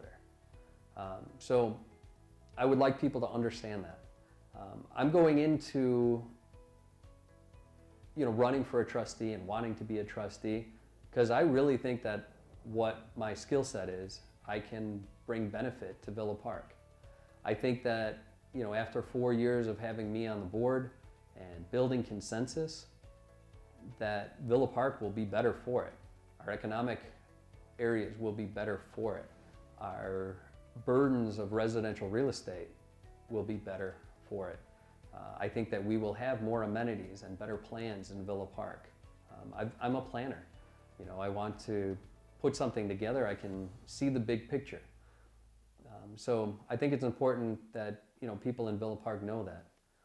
I also think it's important, which we haven't really touched on, is, you know, my concern about the environment. And my concern about the environment is not just lip service. You can actually see firsthand, you know, what my belief system is. So, for example, you know, I want to go back to the 324 East Central property, Fuel and Creme. Karen and I looked at that property, and it was an environmental, really quite honestly, an environmental disaster right in the heart of our town. So we spent the money, you know, spent my own savings to do it, to remediate that property and pull out the contaminated soil and replace it, you know, with fresh, clean aggregate. We also chose, rather than just cementing it over, to put in the permeable pavers, which reduces the stormwater that goes back in there. It also will forever continue to flush that property clean. It is the best choice for the environment, not just to, you know, cement over. We have enough cement. We need more stuff like permeable pavers. We have implemented as much as we can, working with organic products. We have worked with, or we do work with, compostable, you know, products. The paper straws, you know, are important to us. So we're trying to do, you know, the things that we can. All the siding on our property is a reclaimed lumber that's heat treated, you know, environmentally friendly, that we've tried to do. So we've made a number of steps, you know, that you can see on our property that really show that we're committed to it. Nobody forced us to do any of this. This was by our own choice, and we did it because we thought it was right. And I continue to, you know, think that it's right. So the environment's very important to us. And Karen spent a lot of time and effort getting the chickens passed. So now in Villa Park, you know, we show how progressive we are. You had asked about hobbies. I even forgot to mention, our chickens are a hobby. They're fun. It's progressive. It's something, sustainable. We have a pet that feeds us. It's awesome. But it also goes to our reputation, because here we are in Villa Park and none of our neighbors are allowed to do that. And we are on the forefront in that sense that we are a progressive community. So, it took a little over actually 3 years to, have this actually come to be written into law. We had to go through a trial program, and before that, we kind of had to lobby and, put some things together for it. That commitment also shows that, if we think that something is right and something is good for our community, that even though somebody says no, that you should accept whatever it is that you're given, that we say, no, that's not right. That's not, we shouldn't just quit. We shouldn't just give up. If it's worth having, it's worth fighting for. And Villa Park is right at a crossroad where we are a sleepy little community that has a bad reputation, and it's the least developed suburb of all our neighbors. We're at a crossroad where we can change all that. And we have great schools. We have great proximity to O'Hare Airport, Chicago, the expressway system. We have 2 phenomenal bike paths that go through town. We're a unique community, and our commercial ratio is outstanding. There is so much that we can do in Villa Park that we are, I hear it said, we're the diamond in the rough. Well, it's time to sparkle that diamond and let everybody know, here we are. This is a great community. So, those are some of the things that I'd like people to know about. Jack, where can people find out more about you and your campaign? Sure. My website is villaparktrustee.com. You can also check us out on Facebook, which is Jack Kozar, Villa Park Trustee on Facebook. And then come on down to 324 East Central. I spend a lot of time there, doing things. Most likely you'll run into me at some point. Or send me an email at jack@villaparktrustee.com. I get a lot of emails from people in the community, and I always make a point of responding back to them. So, if anybody has issues or things that they would like to talk to, part of running this campaign that has been so great is just learning what is of concerns to people, and expanding my knowledge base and understanding certain issues and certain solutions too. There are a lot of people in Villa Park that have good solutions and good ideas, and they don't really know where they can go to express those ideas. I would like to help and be a conduit for that. And I think that, we are better together.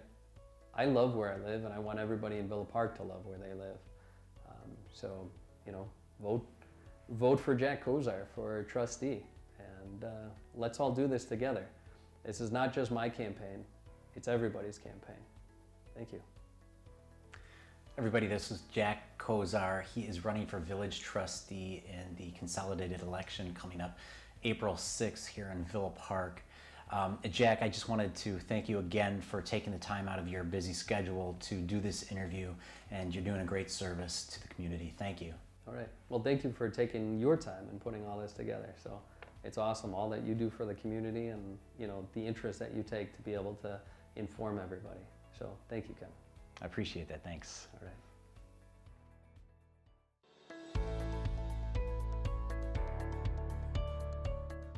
I'm Kevin Patrick, and I'm here with Cheryl Tucker, who is running for Villa Park Trustee in Villa Park's consolidated election coming this April 6th.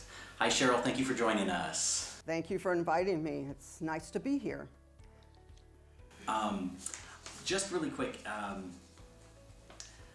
Cheryl, tell us a little bit about yourself and how long you've lived in Villa Park and about your community involvement. First of all, I'm not a public speaker. So I want to make that really clear. And I'm very nervous here because it makes me very nervous to be in front of a camera. But I'm enjoying talking to you and letting you know, about me and my friends. Social media is not my thing. I would rather do person to person, talk to you individually. But unfortunately, with COVID going on, we're depending on Zoom and Twitter and Facebook and all that social media to try to stay in contact with you. As for me, I was born and raised in Villa Park. I've lived all my life here. I went to Ardmore School, went to Jackson Junior High, now it's the middle school. Went to Willowbrook.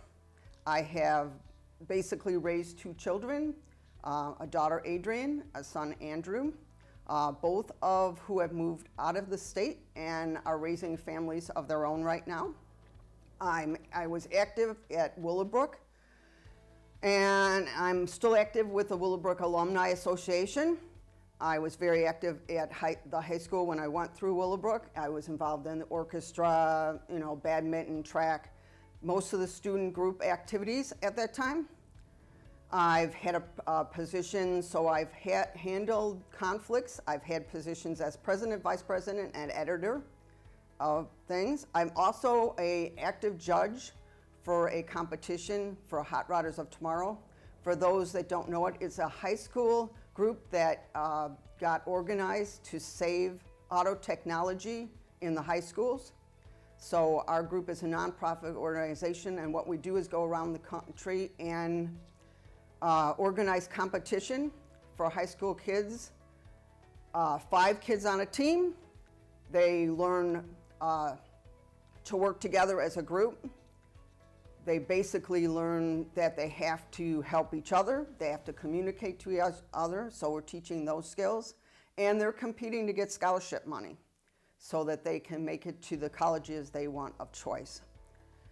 I'm also on a committee member for Vision for Action at Community Congregational Church. And I've been acting on the village board since 2017. Excellent. Cheryl, what are some of your favorite things to do around town? Oh, I love Villa Park. I bike and I walk all over town.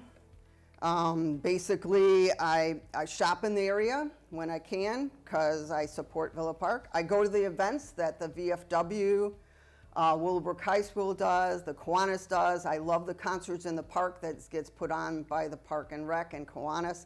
That's a great activity. I play golf at Salt Creek when I get a chance. Not that I'm great at it, but I go playing golf and have fun hitting that funny little white ball around. I visit the Historical Museum because I love the history of Villa Park and the way they change things around in town. And I missed the 4th of July parade last year. I'm hoping we get it back because that was a big thing. I really enjoy talking to my neighbors and seeing people for the 4th of July parade, so I'm hoping it comes back. Cheryl, what are some of your hobbies? What do you like to do? Well, my hobbies are cruising around town in my 71 Olds Cutlass. I support the veteran organizations in the area. So I jog and I bike and I garden. I love my flower beds and I take pride in watching other people's flower beds and the flower beds on the Prairie Path and along town. I really love seeing people, take care of their front yards. It's really nice to see the flowers and everything grow. Yeah, absolutely. So I've got kids at home, and I'm going to jump out of order a little bit here. I apologize. I've got kids at home, and we are a superhero family. We love our superheroes. They wanted me to ask all the candidates, if you were a superhero, who would it be and why? I would be Helen, the electron girl, from Incredibles. And the reason for that is, excuse me while I rub my nose because it's itching because of this interview and it makes me nervous. Because she basically saves and battles the evil in town, but she also raises kids at home. So she's trying to keep a family going on at the basic things. She puts her family first as much as possible. Plus, I'm real flexible. So I move here, I give and take. I try to be, very giving to people and not judgmental. So she basically does the, represents me the most. As being a mom, parents are my hero. Parents and grandparents raising kids and trying to survive, they're the heroes in this town. So, you know, parents are hard to do. So how would your friends describe you? My friends basically, believe it or not, describe me as being quiet. I'm a good listener. Basically what I'm there for them if they need me. They can know they can pick up a phone, they can text me, and I'll be right there if they need me. As I said before, I'm not judgmental. I fight for what is important, so if there's an issue I have, I'm really firm about, I'm gonna fight for it and I won't back down. I'm humble. I really hate being in front of the camera right now. This makes me really nervous. I don't like being the center of things. I'm one of those people that likes to be the wallflower, get things done behind the scenes, but I don't like to be the forefront person. And I'm faith-based. I do everything by a faithful basing. In your opinion, what are some of Villa Park's strengths? Well, to me, Villa Park's strengths are the people. People of Villa Park have shown over this COVID and in the past that if somebody is in need of something, they come out and help them out. They're there, at doorstops delivering foods, answering the call of our senior citizens if they're in need. I mean, a lot of the social groups in there, Boy Scouts and Girl Scouts, came out and shoveled in the snow for their neighbors and stuff.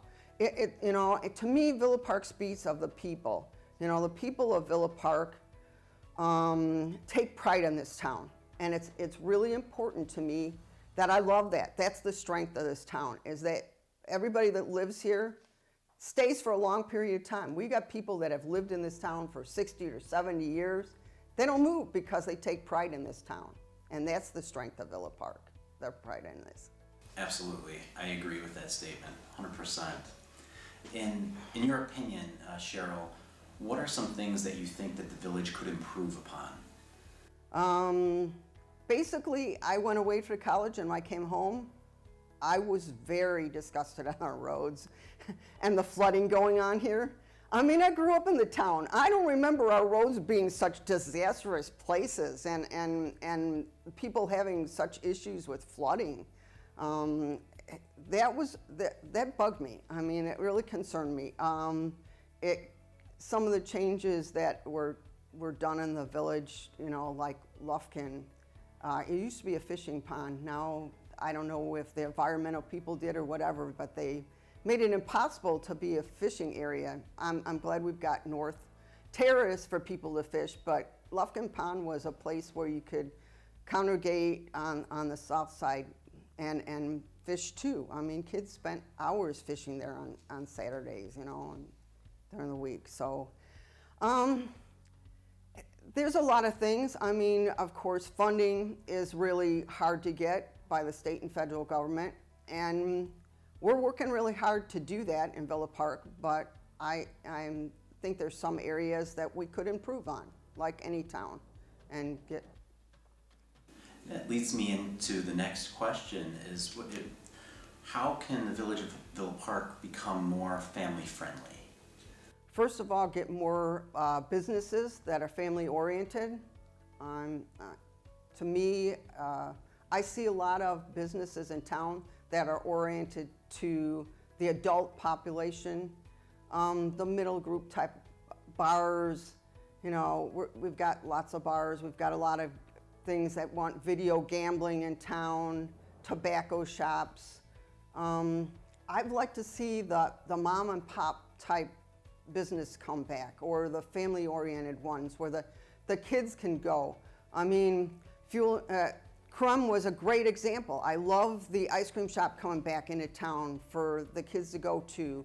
So they've had that spot and Dairy Queen to go to. That was a great establishment because it was a family type orient. I'd like to see more businesses that are family oriented. I mean, Michael Anthony's is here, but because of it, it's a small area and it's an in and out. I would love to see more sit down places where families can go and think, or game. I mean, the Park and Rec tries really hard to make family organizations for families to do things together, but I'd like to see more of them. I'd like to see more things in this village that are based around the family activity.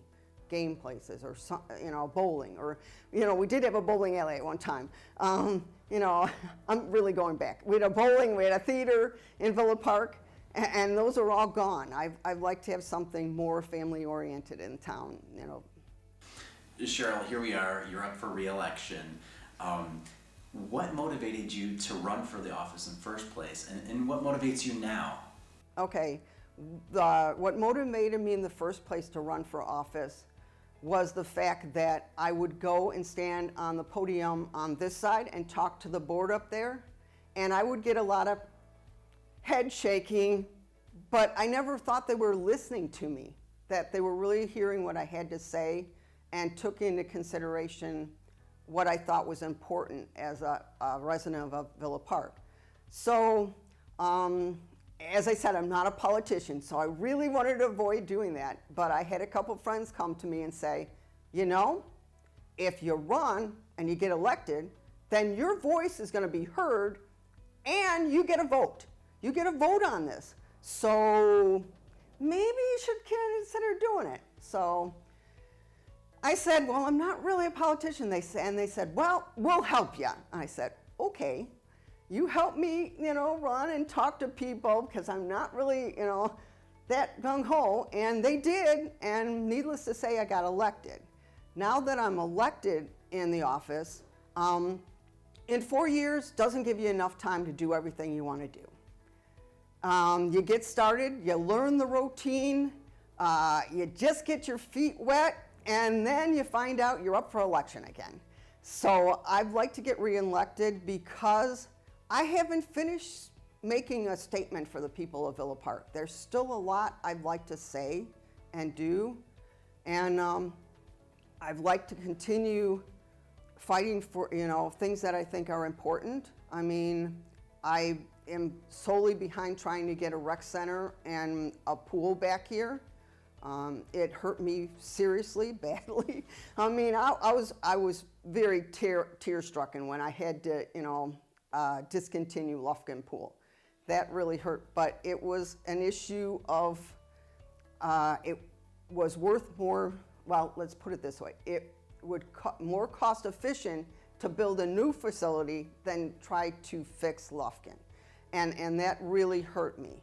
It was a hard decision for me to make, but there's a lot of issues in here that I haven't finished doing, and I'd like to continue, if the people allow me to, be the voice of Villa Park. If re-elected, is there anything in particular that over the next few years that you would really like to focus on? If I'm re-elected, as I said, I care about the people. So I'd like to keep the village on track, the budget for what's going on. I think it's real important that we keep, on track, keep things in everything's a timely fashion. So a lot of the things that I learned about that I thought when I got in before the board, I didn't realize takes time. There's a lot of things on the strategic plan that were there in 2013 that we're finally getting around to doing. So if I get reelected, I really want to continue to make sure that we solve the problems of people's flooding, because that bothers me that people have water every time when we have a little rain in their basement. I wouldn't want it in my house, and I feel sorry for those people that do. I want to make sure our roads are fixed. I mean, we need to keep on a timely fashion to make sure that if we say a schedule, that we're going to do those roads in that schedule. Or if we're not, we have a pretty good reason why we weren't able to do it. Because the roads people coming in our town, if we got rugged roads like they're driving on a covered wagon, they're not going to want to come through our town. And it's not going to help our businesses, and it's not going to help sell Villa Park if our roads aren't in good shape. I mean, needless to say, and a biker, I want the roads to be nice because it's very tough to go down a street if you're bouncing all the time. So, you know, it helps a lot, you know, to do that. So those are some of the things I want to stay focused with. I also would like to see affordable senior housing in Villa Park in the future. That's with our population getting older. I would like to keep them in Villa Park and not have them move out of Villa Park. And to do that, I think we need some type of affordable housing, or, you know, some type of a housing complex that they can move into from their houses that they aren't able to do into some type of building thing. I came to the board to make sure that basically would like to make sure that if I stay on the board, if you haven't noticed me on the board, I research every single topic that comes to the board on the thing. I spend most of my weekends before the board meeting making sure I have both the pros and cons and all the information before I come to that board meeting. And I open it up to the people of Villa Park to give me a chance to give me their feedback on, you know, what they're reading. That is there something I should know about? Because obviously you can't keep track of everything, and there's a lot of people in this village that do. So I let them tell me, okay, what am I missing here? Is there anything else that you'd like the residents of Villa Park to know about you? Yeah, I would like, you know, basically, I would, let me take a breather here. Basically, about me is I don't make promises I can't keep. If I'm elected, you know, I'm not making a bunch of promises to get elected in here. I use my place on the board I don't use my place on the board for personal gain. And I have no future political, obviously, games or agenda on my thing, because I'm not really political. Yes, I don't like politics. I wouldn't use my, you know, position on the board for business dealings. You know what, basically, I'm watching out for the people of Villa Park, you know, and my strongest thing is that I'm watching out for all of them. I want them to know that I'm keeping track of what we have in the budget, you know, the balanced budget on Villa Park. I'd like to see, obviously, the replacement of the roads and the sewers done in a timely fashion. They've been rolled down the street, as far as I'm concerned, for a while. So I'd like to make sure that the village stays on basically a schedule for it. I'd like to see, as a board, us get grants and funding for the important things in town, like recreation, the police and fire pension, which needs funding. I like to keep the amenities as much as going. I know the pandemic took some of it out, but I would like to make sure that we have all the amenities in town that we need for the people. Speaking of, you know, keeping the golf course going, keeping the park and rec programs moving around. Deep breath. Basically, you know, I stated before, have senior housing, have affordable housing in this town. I know that we've got an interest in the bike and pedestrian path. I'd like to see that go through. I know we have a question on whether we can get an underpass going on. Some of the things in here is I'd like to maybe indulge in that a little farther, because there's a lot of problems when we have fire or police trying to get across the tracks, and we've got a big freight train in the way. I know that's some of the things maybe we need to look into if I get on the board, look a little deeper into doing that. I just want people to know I'm down to earth. I mean, I am here for them. I listen to them.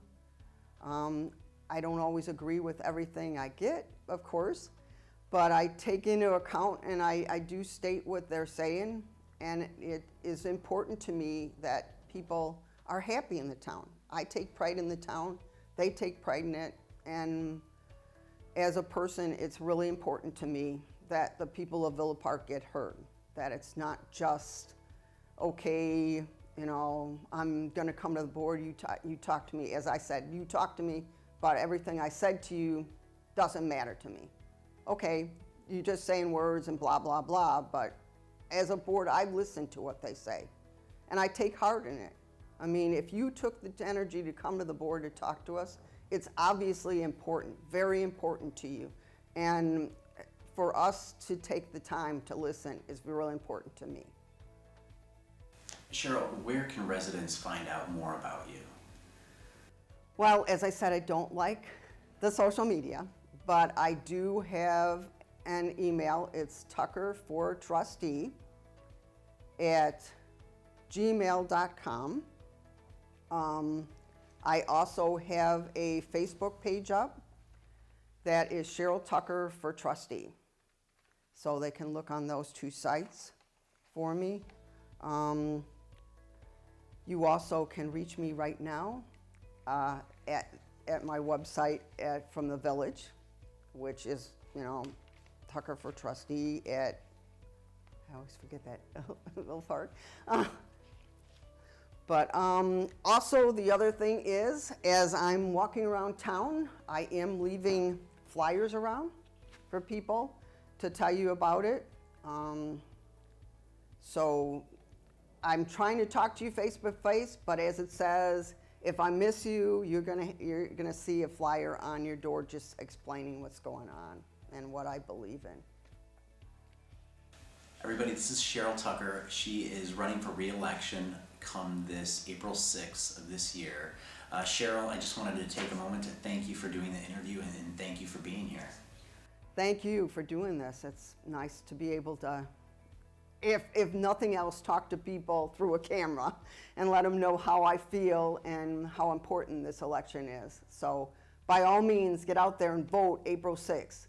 You know, just because it's not a primary, you know, election, please vote for the people of Villa Park. It's really important that you get out there because there's a lot of school board and other events going out there, and we need your support. Thank you.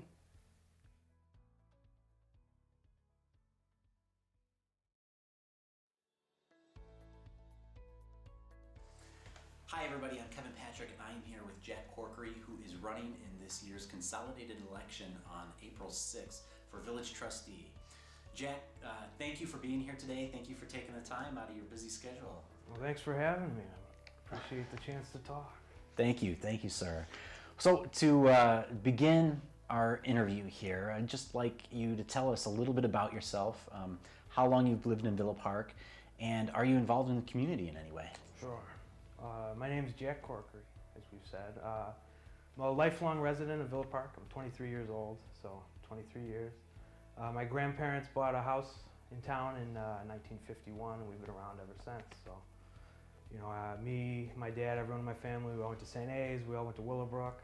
I was very involved at Willowbrook. If you've seen the shows there, avid musical goers may remember me as the Cowardly Lion. And that was a big introduction to the Villa Park community, and I think that's what really started for me, was spending time getting to know, you know, parents at Willowbrook are super involved at what goes on there, and not just in the theater program, you know, the football team, all the sports teams, it's really sort of an anchor of the community, and so that was a big part where I got started. I kept doing theater in town. I'm involved in St. Genesius Productions, which is sort of a local youth theater production company. I've been volunteering for them a lot, been in a couple shows there. Most recently we did Midsummer Night's Dream over Zoom. It was kind of a good way for us all to keep from going stir crazy in the pandemic. We wanted to do it over at Cortese Park, didn't work out because of social distancing, but we're currently working on a production of Macbeth that will hopefully be outdoors here in Villa Park, fingers crossed. If we can get it together, if we're all vaccinated in time, that's the hope. That's pretty cool. I'd actually really like to see that. Yeah, Yeah. I think that's my favorite Shakespeare. You know, there's Yeah. a lot you can do with that one. And you know, theater is really evolving now, especially with the COVID pandemic and having to rely on platforms like Zoom. So I think that's pretty cool. Absolutely. Jack, what are some of your favorite things to do here in Villa Park? Well, it's there's a lot to do. I mean, so much of it is just getting outside. It's something I've been doing a lot lately. Now that it's warming up a little bit. You know, the Prairie Path is great. The Great Western Trail is great. It's a great town to bike in. It's a great town to walk around in.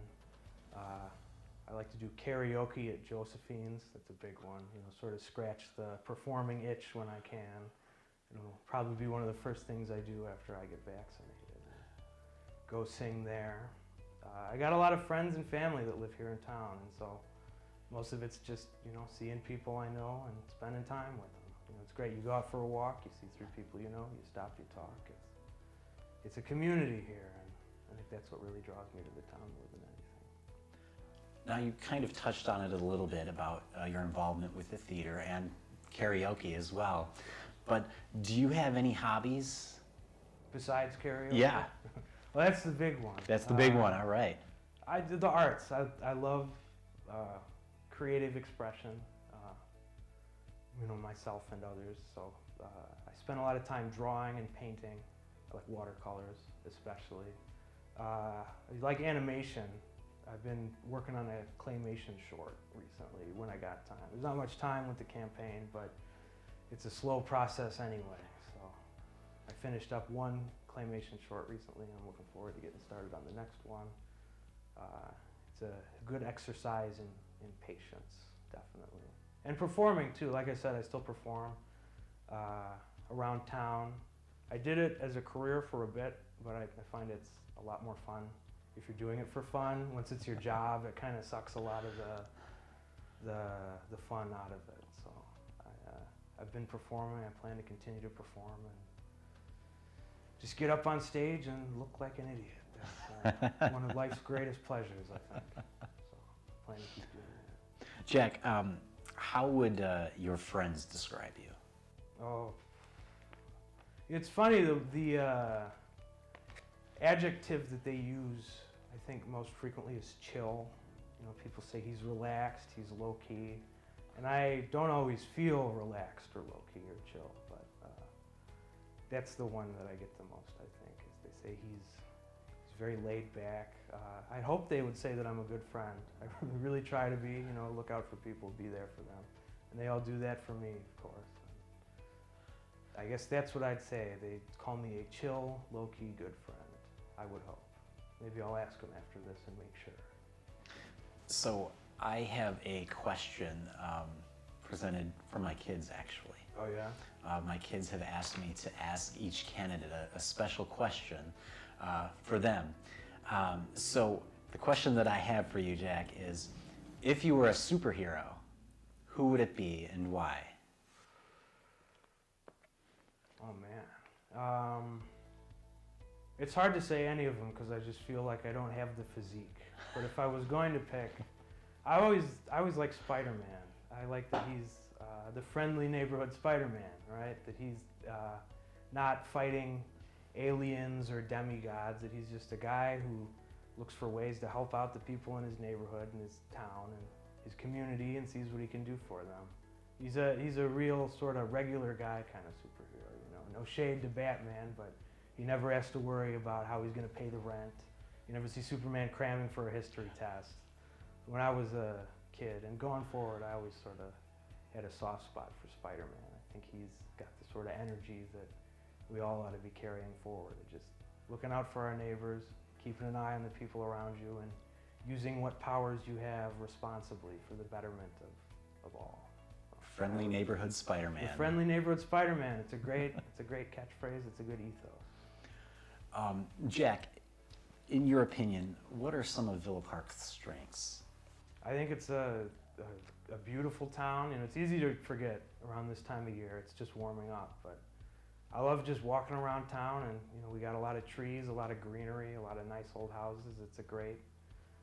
It really is a beautiful place to live, and it's I'd say a welcoming place to live is the other part. That the sort of town where anyone who wants to can live here. We've got a very diverse, very welcoming community, very sort of working class population here, and I think that's something that really sets us apart from our neighbors, you could say, and I think that's something that makes Villa Park really special. Is that this is it's a safe, beautiful place where you can come and live and raise a family. And I don't have to tell you that's harder and harder to come across in America these days, but I think we've got it here, and I think it really is something that sets this town apart and makes it unique.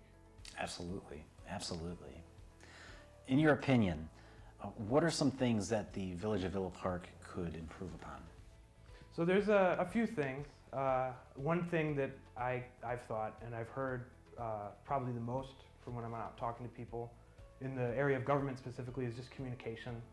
A lot of people feel that their concerns aren't always heard, that they kind of have a difficult time finding information sometimes. And I think, that's something that does go both ways. I think the village could maybe even do a little more to reach out to people, to make sure that we're taking that in, and to make sure that we're really listening to the people who live here and doing what we can for them. The communication's a big thing, even over social media.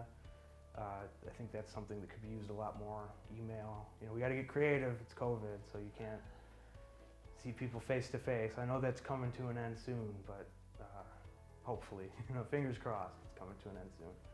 But even then, we got to look for new ways to really meet people where they are, to find out the best ways to sort of actively communicate with people and make sure we can talk to them. Because even though there are ways for people to talk to the village, a lot of times people aren't aware of them, or they feel that their voices aren't heard there. And so communication is, I'd say, probably the biggest one. I'd say another one is looking at the code of laws that we have here, some of our ordinances, especially around business, permitting. I know a lot of people maybe don't want to work on their houses because the permit process is sort of Byzantine. Permits are kind of expensive. I got a friend who's a general contractor. He's told me that people in his business, they don't like doing work here. So that's, and I think that a lot of it we could do just by taking a look at what we've got, trying to decide what rules really serve the village and what don't. A lot of business owners have trouble with some ordinances. I think we need to look at the rules we've got here in town and sort of make sure that they're in place because that they help the village, and in place because they are for the benefit of the town and not just because that's the rules. I think we could draw a lot of business in that way, and hopefully we could grow our tax base and work on our infrastructure a bit, which is getting better, but there's still issues with roads and parks and rec and that sort of thing. So that would be my hope. How can the Village of Villa Park become a more family-friendly place? I think that one of the things that makes it family-friendly, but it's also an area where we could improve a lot, is the, at least for me, the Parks and Rec. When I was a kid, I was involved in all kinds of programs. I was a mariner at the pool. Wasn't very good, but I had a good time. And that's one of the things that encouraged my parents to stay here and raise me and my sister here. And I know it's a big draw is that we've got so many parks that you can walk to and you can take your bike to. And if you're a kid, if you're a parent, you don't have to worry about your kids crossing St. Charles Road or crossing the railroad tracks. That there's a lot of facilities and programs that we've got that are a big help to anyone who's trying to raise a family. But at the same time, a lot of our facilities are getting older. Tragically, Lufkin Pool no longer standing. Jefferson's getting old, and I think we need to make sure that we have plans in place to keep those facilities running. If they reach the end of their useful life, we got to have a plan ready so that as soon as that happens, we can be ready to replace, so that our residents don't lose out on services that they have, so that we're not cutting back. And I'd like to see that expanded too. See what new programs we can have, improvements to parks and trails, improvements to public space. I think that's one of the things that makes this town such a good working class, affordable place, is that we've got a lot of public space that is just accessible to anyone who lives here. And I'd like to see that maintained and expanded upon. Jack, what motivated you to run for village trustee in this election? So I've been following politics a lot, as I'm sure everyone has in the last couple of years. And I've been sort of just dismayed at the direction of things, as I'm sure everyone has in the last couple of years. And I did some volunteering for national causes for candidates, and After that, after a couple years of doing that, it just seems like you got to start local, really. That's where change really happens. And that's where good things really happen, is at your local, maybe state level. And I thought I'd give it a shot and get involved. I love this town a lot. Like I said, my family's been here since the Truman administration, and I don't plan on going anywhere anytime soon. I feel like we're really at a crossroads here. I mean, in the suburbs generally, especially in Villa Park though, where people want to come here. We're seeing tons of people coming to the suburbs. We're seeing a lot of growth in our surrounding towns, and I think that's good. I think we should definitely be encouraging that in Villa Park.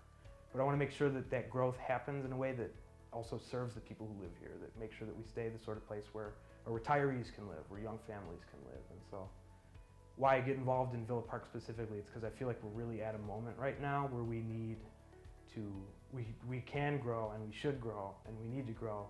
But we need to grow in a way that serves the town and preserves the residents that we have here. Because that's what Villa Park is really. It's the people who live here. It's the community. And if we lose that, we lose Villa Park, right? So. Well said, well said. Jack, if elected, what would you like to accomplish over the next few years? Sure. I've touched on some of it. Like, I think, again, the biggest thing, the number one would just be to bring more people into the process, to get more people involved, to make people feel more like they're heard, to really, do just a little bit more to sort of democratize the town, to make it like that. I think I've had success with that already. I've got a lot of,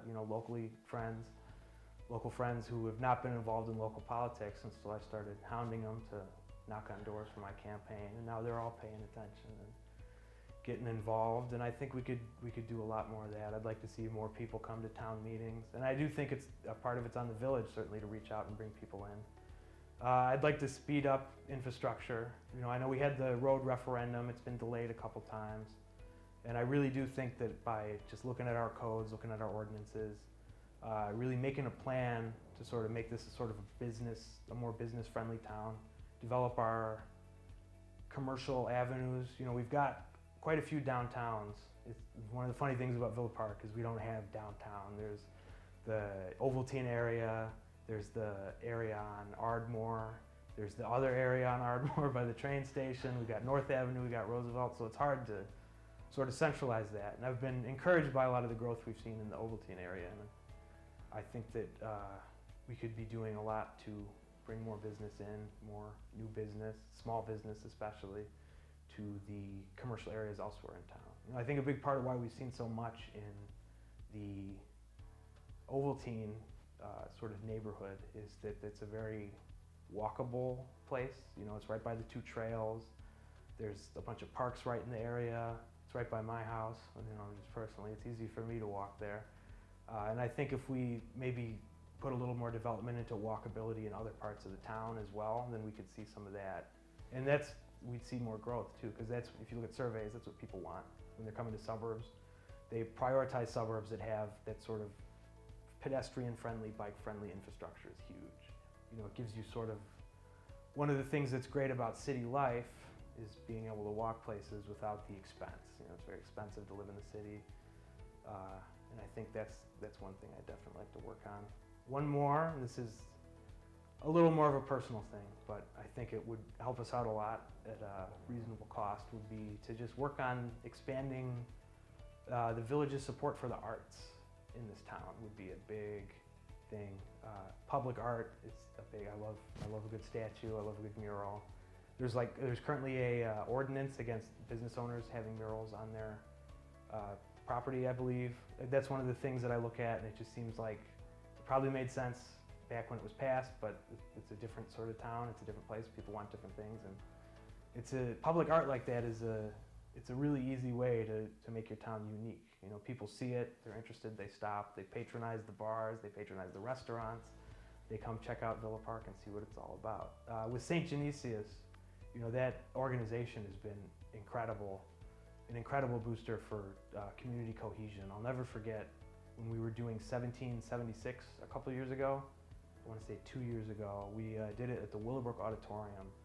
And I was in it, I was playing Stephen Hopkins, the delegate from Rhode Island. And I hadn't been super involved, he's not a big part, so I wasn't going to a lot of rehearsals. I wasn't very keyed into the show until we came in for the first week of tech, which I'll say just for anyone who's viewing, is when you sort of bring everyone into the theater and you put all your lights and your sounds and your sets and all the elements together and get ready to really open the show. And I'll never forget walking into that auditorium, and there were, probably 200 kids and adults from the community hammering and sawing and painting and sewing these incredible elaborate costumes and singing and dancing and practicing, and it was just this incredible, huge, massive collective art project that everyone volunteered their time for. No one was getting paid. We all just did it because we wanted to do something creative in our town, and we brought together tons and tons of people who maybe wouldn't talk to each other, maybe wouldn't know each other, but you really do form a bond from working on something like that. And I think that's something that the arts can also bring to your town, is it gets people invested in the community. It gets people invested in big collective projects, and it brings people in to watch the show and patronize the bars and restaurants too. So I think it's a big win, and I think it's something that we could do and stay within a reasonable budget and really boost our town's profile, our economy, all that a lot easily. So I'd be definitely committed to the art, supporting local artists. We got a lot of artists here in town, and it's a hard time for an artist always, but especially in COVID. And I think if we can, just do a little something for them, we can keep them around and keep our town unique. Absolutely. Jack, is there anything else that you would like the residents to know about you? I guess I'd just like to let them know that if I'm elected, I'll be open to their concerns, that I really want to work for them.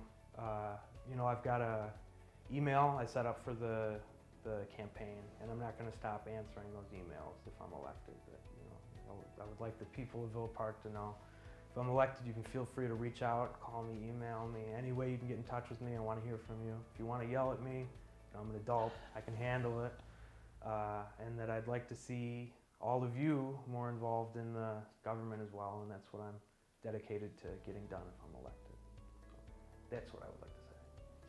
Jack, where can the residents find out more about you? So I've got a Facebook page. It's Jack Corkery for Villa Park Village Trustee. If you search it, it should come up. You can also feel free to email me at jackcorkeryforvillagetrustee@gmail.com.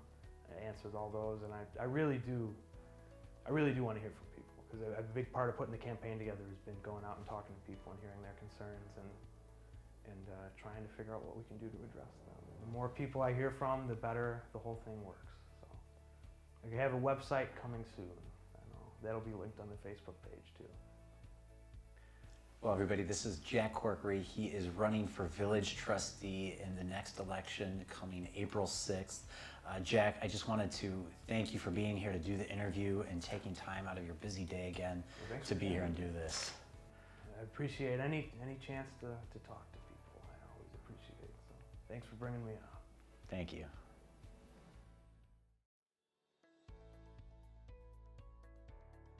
Hi everybody, I'm Kevin Patrick and I'm here with Marc Bregman. He is running for village trustee in this year's consolidated election on April 6th. Marc, thank you for being here. I really appreciate it. Kevin, thanks for having me. Marc, can we start off by you telling us a little bit about yourself and any of your involvement with the community? Sure. So I spent the last 29 years as a police officer with the village of Villa Park and retired with the rank of lieutenant. I've lived in Villa Park for almost 3 years now. And throughout my career as a police officer, I was involved in a lot of the community programs, such as teaching DARE. I was involved with the schools. I was involved with the teacher-parent programs, Citizens Police Academy, Neighborhood Watch, the SALT program, which is our seniors program. So I found most of my career really revolving around different parts of the community and developing relationships with different people within the community. That had been a really nice experience for you in the community, getting to be working hand in hand with some of those people. It was. It gave me a different perspective, and I think it gave the public a different perspective on what police work is, what police officers do, who they are, how they handle things, more of a personal touch with police officers. that they don't normally get when you get pulled over, by a police officer. We had people that started to know officers by their first names, and they would see them around town, and they'd be able to converse with them and recognize they're just regular people too. Marc, what are some of your favorite things to do here in Villa Park? Well, I've got little kids. I have a 1.5-year-old and I have a 3-year-old, so we spend a lot of time at the parks, a lot of time on the Prairie Path. I try to stay active as I can, so there's the running on the Prairie Path, the biking, and things like that. We spend a lot of times outdoors. Do you have any hobbies? I do have hobbies when I have time for them. Sailing is my passion. I love being on the water. When I'm on the water, I'm stress-free. There's no other trouble in the world when I'm on the water. So I love sailing. That's my true passion. And then I've taken up winemaking at home. So I've been playing around with wine. Some of it comes out better, some of it doesn't. But no one's gone blind yet. So far so good. But I like it because you can play with it and then put it away for a month. So. What are some of your favorite places to go sailing? I keep a boat. I'm a partner with 4 other people with a boat. We keep it on Lake Michigan at Montrose Harbor. It gets beautiful out there sometimes. Speaking from experience, I've been in the Coast Guard and worked out of Cal Harbor up there and had a chance to go all over the lake. And I'll tell you, springtime, summertime, there are some beautiful parts to go sailing, and it is a very fun activity. And with the winemaking, we got a new business here in town too that is all about winemaking and beer making too. Yeah, I saw it. It's right next to the place where I buy a lot of my supplies from. So I'll have to check it out, especially as it gets warmer. So one of the things, I've got kids, you've got kids. We are a big superhero family in our household. Our kids love superheroes. Also really look up to police officers and our first responders out there. I think it's really important that our kids know that our first responders are superheroes in that sense as well. But one of the questions that my kids wanted me to ask all the candidates today was, if you were a superhero, besides a police officer, which superhero would it be and why? Wow, that's a tough one. I'm all about Superman. Superman's got the great outfit. His hair is always on 10.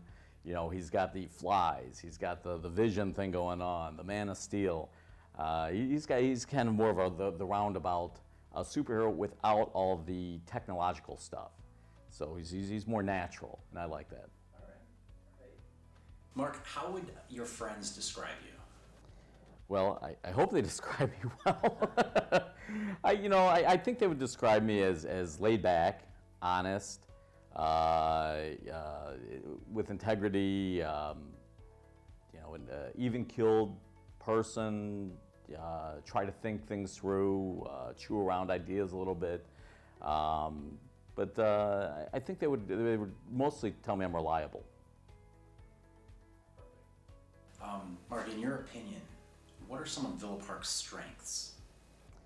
One of the things that I think is amazing about Villa Park is that the community actually cares about what goes on around here. And everybody doesn't necessarily agree on what it is that should be done or shouldn't be done. There's always difference in opinions, but people actually care. So, whether it's an election or whether it's an issue that the village board has taken up, people come out and voice their opinion, and I think that's amazing. I've lived in a few other communities, especially throughout my career, as a police officer here, and I've noticed that other places don't have that type of relationship. They don't have that hands-on feel that the people in Villa Park have. They really seem to be in touch with what's going on around here. In your opinion, what do you think are some opportunities that the village could improve upon? Well, I really think that our taxable income has to change. Every time we want to do something, some major improvement, it seems to require a referendum because there just isn't the tax money coming in. And I'm not sure why that is. I'm not sure why we don't have larger businesses coming or more businesses coming. I'm not sure why we don't have more contractors coming. I hear a lot of rumors that contractors don't want to work in Villa Park, that somehow there's too much red tape or there are other things going on with community development. I don't know whether these things are true or not, but there has to be a reason. And over the 30 years I've been here, Villa Park just isn't growing at the same rate that Oak Brook Terrace is growing, that Lombard's growing, that Elmhurst is growing, Addison. And I know these towns aren't Villa Park, but we share a lot of the same thoroughfares with these towns. And I feel like if those towns are growing, Villa Park should be growing at least at a competitive rate. And Villa Park doesn't seem to grow. And I don't know why. We do have people that have a position in economic development. We do have businesses that have come, that have gone, that have showed interest, that haven't shown interest, but it just doesn't seem to be growing at the same pace that these other towns grow. So that's certainly something I want to focus on and kind of get an answer to why it is that we don't have more interest in Villa Park, to try to figure out what that is. How do you think Villa Park could become a more family-friendly place to live in? Well, again, it all comes down to money, I think. If you have money, you can build your infrastructure to be more family-oriented. The pools were always, have been a big issue over the last, 3 or 4 years. They're going to be an issue again coming up. Our Parks Department, I think, needs a little bit of overhaul and updating. But again, all this stems from taxable revenue that has to come in. People are done with the referendums. So I think that the more tax money we have coming in, the more things that we can do to update and refresh and build those things that are family oriented, or whether they're parks, whether they're pools, whether it's the Parks Department, but you need money coming in to update all those things. Marc, what's motivated you to run for the village board? So, like I said, during my career as a police officer, I spent a lot of time working with the community, working with different community groups, and I feel like this is sort of that next progressive step, except without the stress of being a police officer. So I've always enjoyed working with the community. I've done it for a long time, a number of years, like I said, with the police department. So this is just sort of the next progression, I feel like, for me. I want to continue to work toward really building Villa Park, making Villa Park a better place to live. So that's sort of my goal. If I can make these changes, if I can help make changes, I'm all for it. And that kind of leads into the next question too. If elected, what kind of things would you like to accomplish within the next few years? So going back, I really want to figure out why it is we're having these problems with development and building. And we've had them for a long time. It's not something that's just recent. I've watched this over the last 30 years. So really, I want to find out what the reason is. Why do we have these problems? And once we figure out why we have these problems, I think we can develop a solution for it. But you got to figure out why it is that businesses don't want to come to Villa Park, or they're hesitant to come to Villa Park, or why contractors don't want to work in Villa Park. And I don't know what those answers are, but I think it's something that we really need to research and figure out why, and change whether it's our attitude or the way we do things, or streamlining things. I don't know what the solution is, but at the same time, I only know a problem exists. I don't know why there's a problem. So I think we need to really look into that, and that's something I want to really take a look at and figure out what those issues are. Is there anything else before we wrap up that you would like the residents to know about you personally? As a candidate, I don't think I'm any better or worse than the other candidates that are running. I don't view myself as something more special, more qualified. I think all the candidates, at least that I've heard from so far, we all have the same goals. We want to see Villa Park grow.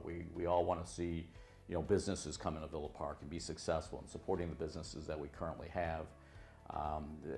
My issue is I feel like I can bring in a different perspective. I was an employee of the village for 29 years, certainly as a police officer, and I've watched the way things get planned. I've watched the planning stages right through the implementation stages on different things that have happened in Villa Park. And I think I can bring a different perspective to the table, something that isn't currently on the board and really isn't currently available in the candidates that are running. So I like to think that perspective will be helpful, in the future of Villa Park. Marc, where can the people at home and the residents of Villa Park find out more about you? So I have a Facebook site, which I'm not very good at managing. I'm a little old school and I'm trying to figure this stuff out along the way. But I encourage people, anybody who has questions or want more information about me or is interested in my views, to go to my Facebook page, ask the questions. I check it out every day. More than happy to answer anything. I'm a complete open book. There are no surprises with me.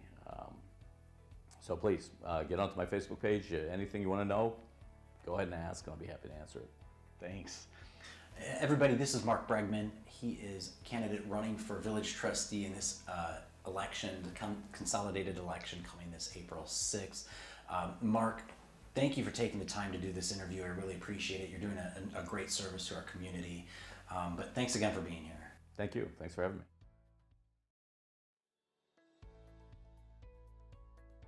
Hi everybody, I'm Kevin Patrick and I am here with Matthew D'Alessandro. He is running for village trustee in Villa Park's consolidated election this April 6th. Matt, thank you for joining us today. I really appreciate you taking time out of your day to be here with us. No problem at all, no problem at all. All right, well, just to get into the swing of things, tell us a little bit about yourself. How long have you lived in Villa Park? Are you involved in the community in any way? Yeah, so I have lived in Villa Park my entire life, 24 years old, so 24-year resident of Villa Park. Currently, I actually don't hold any position on any commission or any thing with that. Priorly though, I was a lifeguard for 5 years, spent 2 years or 1 year as a manager, and then as assistant manager, and then a year as a head manager of Lufkin Pool, which was its final season. So that means a lot to me. It was where I grew up with that there. So and yeah. You know, not a lot of people know this about me, but I also was a lifeguard at both pools. This was ages ago. Definitely a great experience, though. 100%. I enjoyed all 5 years of doing that, and really helped me grow as a professional, but also just a person too. Absolutely, absolutely. So, Matt, what are some of your favorite things to do here in Villa Park? Yeah, so I think some of my favorite things to do, I grew up playing street football with my friends. So I think just having kind of that community aspect and quiet yet somewhat busy neighborhoods, but allow you to just have fun at your house. I love the parks aspects. While I think that we could do some more with our parks, I think I grew up going to the park up on Harvard and Park up there, got for bike rides, and specifically the Prairie Path, to be able to have a place to ride your bike or go for a run. I love doing that around town, and then going to some of the local businesses. The new one, Fuel and Cream, I'm definitely Fuel and Creme, sorry. Definitely enjoy going there, and Mickey's Hot Dogs, and just hey, talking with people there, hanging out with your friends, and that's what I really truly believe that there's a great essence of Villa Park. Absolutely, absolutely. Matt, do you have any hobbies? Yes, I'm a big sports guy, so I love attending sporting events. Kind of made that into a hobby of mine. Specifically Cubs fan, so Wrigley Field is my favorite place to go. I collect baseball cards as well, and I also I like to work out, like to run. So now with the weather getting better, we could get a great time to get back on the running and biking routine on the Prairie Path. So those are a few of my hobbies there, and along with the sports thing, I'm big into fantasy sports. I run my own fantasy baseball league and do all the different fantasy stuff. So it's a lot of fun. Excellent, excellent. Matt, how would your friends describe you? I think my friends would describe me as someone who is a laid-back person, just likes to have a good time with his friends, but also is someone who cares. I think that's one of the big things. I care about my family, I care about my friends, I care about my community, which is a big reason why I am running for trustee. But and someone who just, you know, lives with integrity. I like to, I always try and do the right thing, you know, and I think my friends can attest to that as well. So I have 3 kids at home, 3 boys, and we love superheroes. Yeah. We're a family of superheroes. They wanted me to ask a question to all the candidates, and it's, if you were a superhero, who would it be and why? That's awesome. I would have to say, after, you know, thinking about all those things, I'd have to say probably Captain America. I have a big love for our country, and just his personality, as you've seen in Marvel movies, and, you know, kind of he's not very outspoken, but likes to, you know, have his impact and do the right thing. I think that very fits my personality as well. Great, awesome. In your opinion, what are some of Villa Park's strengths? Yeah, I think some of Villa Park's strengths are the school, specifically the high school. My graduating class of 2015 was the first class to go through all 4 years of the new renovations, and I can say that I had a tremendous experience there with technology and opportunities, and I really do think that Willowbrook High School in particular is a huge strong point of this town. I also think just the overall community and neighborhood aspect of Villa Park. It's a small town. We have 22,000 people in this town, but it still has a small town feel. People are, you know, I grew up on a block that you know everybody. People have their backs. We dealt with flooding issues. Everybody's, you know, helping each other out, and I think that's really one of the core strengths of Villa Park, is just the community and the neighborliness to each other. Absolutely. Matt, in your opinion, what are some things that the Village of Villa Park could improve upon? Yes. So I really think we need to do a better job of planning in the town. Whether it's, you know, having a plan to continue road projects, whether it's having a plan to, if we're going to replace a public entity, what are we going to do with that once it's gone? You know, what's our plans to maintain and sustain our current public facilities? What's our plans to help bring businesses in? I think planning is a big part of this town that we need to do a better job of in this town, and that way we don't have to pass referendums every time we want to get something done here. And I also think communication between village board, village management, and the community, I really do feel that is lacking. Do I have the end-all be-all answer to that? No, but I do have been, you know, listening to residents and have some of my own ideas to further be able to communicate better. Whether that's, you know, in our, you know, newsletter we put out, we're doing a monthly projects update. I feel like that's a big issue. Is no one, you know, we have these projects we're working on, and I know the village board is doing what they can to get these projects facilitated, but the residents don't really know what's going on. So just to have that ability to have that access, easily accessible, and not have to click around and find stuff too hard. So yeah. How can the Village of Villa Park become more of a family-friendly place? Yeah, I think by encouraging and by getting more family-owned businesses, and, you know, where you bring people together, you know, having those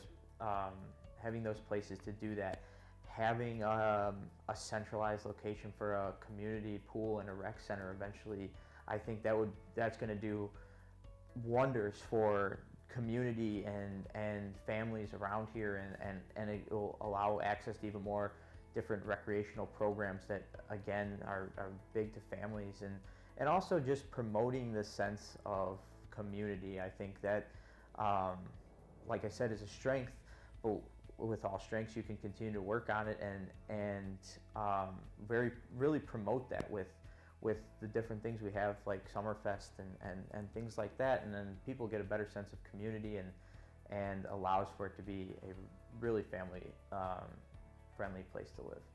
Yeah, absolutely. Now, what motivated you to run for village trustee? Yeah, so I first started thinking of this idea actually back in high school, when the road referendum that we're almost done with now was getting ready to get on the ballot. My street was bad conditions, bad flooding, and we were pushing big time to be included in this, and so I did everything. My dad and I did everything we could to learn about what it's going to be like. We attended some meetings at trustees' houses with the village board, and then what we did once we were satisfied with what we heard, we started helping spread it to the community, and that's really gave me a sense of pride in the community, and then further, being a lifeguard, I was on the swim team, and I was a swim team coach as well, and it just kind of even more just meeting more people and seeing those aspects of the community. It's like I know that Villa Park has big potential and there's some great strengths, but there's a lot of stuff we can work on, and I have that sense of like just being able to give back to the community. Helped learn that through my scouting career as well, and to be a good citizen, and I really feel that we're at a great point in this town, and a critical point in this town, to be able to grow it to its potential. If elected, what would you like to accomplish over the next few years? Yes. So what I would like to accomplish is a review of our current ordinances, top to bottom. I think it's always good to have a period of time to review, what we're doing and seeing, all right, are these working for the village? Are these, appropriate? Are these outdated? Can we improve upon these? Are they limiting in our businesses? So I want to do that. I want to increase, and I think this is one of my primary things, is increase the transparency about what is going on in the village, what projects we're working on, to the extent we can say, just getting stuff out there to the community, so they have a sense of feel that, hey, we have some say in this, and know what's going on, and can have something to look forward to in the future, and not starting to like, well, what's going on? Is this going to happen? They said they were going to do this. Help keep the board and the village management accountable for what we are saying and we want to do. And finally, I think with just the community development, bringing in, I hope to, it's a big process, but I hope to really kick the tires and get things moving on our centralized pool and rec center. That was something that when the community voted on not reopening Lufkin Pool, is saying that we'd like to see it go towards this. Well, now it's our time we've got to really get this rolling, and I really want to be a part of that, and make sure that the community is getting what they have voted for, and the best possible situation. And to touch on one more thing, and one thing I want to do is kind of revamp the current system of the coffee with the village board. I'd like to make it into more of a town hall style affair, once a month, once a quarter, where people there's more of a centralized location. Maybe it is currently the Iowa Community Center, future, maybe a boardroom somewhere, but where more people, and we can get more public engagement to get more public feedback, so we can act on what the public wants. Is there anything else that you'd like the residents to know about you? Yeah. I think the main thing that I would like to get stressed to the residents is I like to consider myself just an average guy, and who cares about their town, and I'm going to work, do everything in the position I could be in with Trustee to further the progress of Villa Park and the growth of Villa Park into the potential that we know we can get to.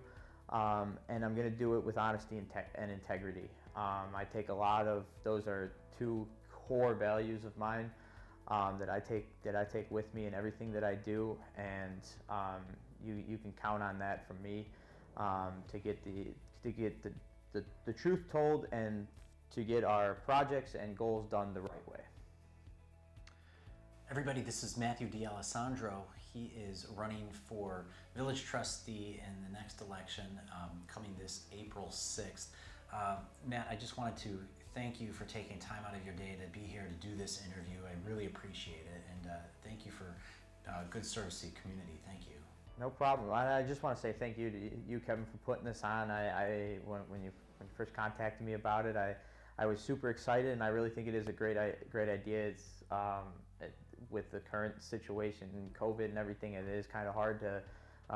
We're going around knocking on doors to many people, but I understand if people don't want to answer the door.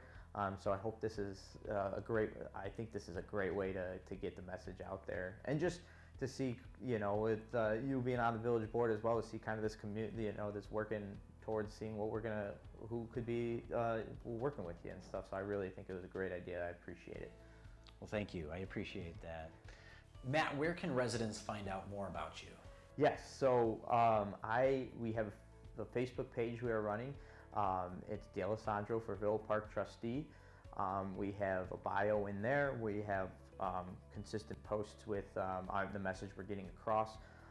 You can also contact me at d'alessandrofortrustee@gmail.com.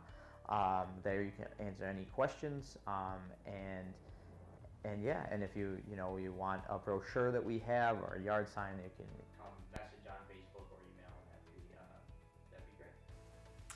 And again, everybody, this is Matthew D'Alessandro. He is running for village trustee in the upcoming consolidated election here in Villa Park on April 6th. And again, Matt, thank you so much. I really appreciate it. No problem. Thank you, Kevin. All right.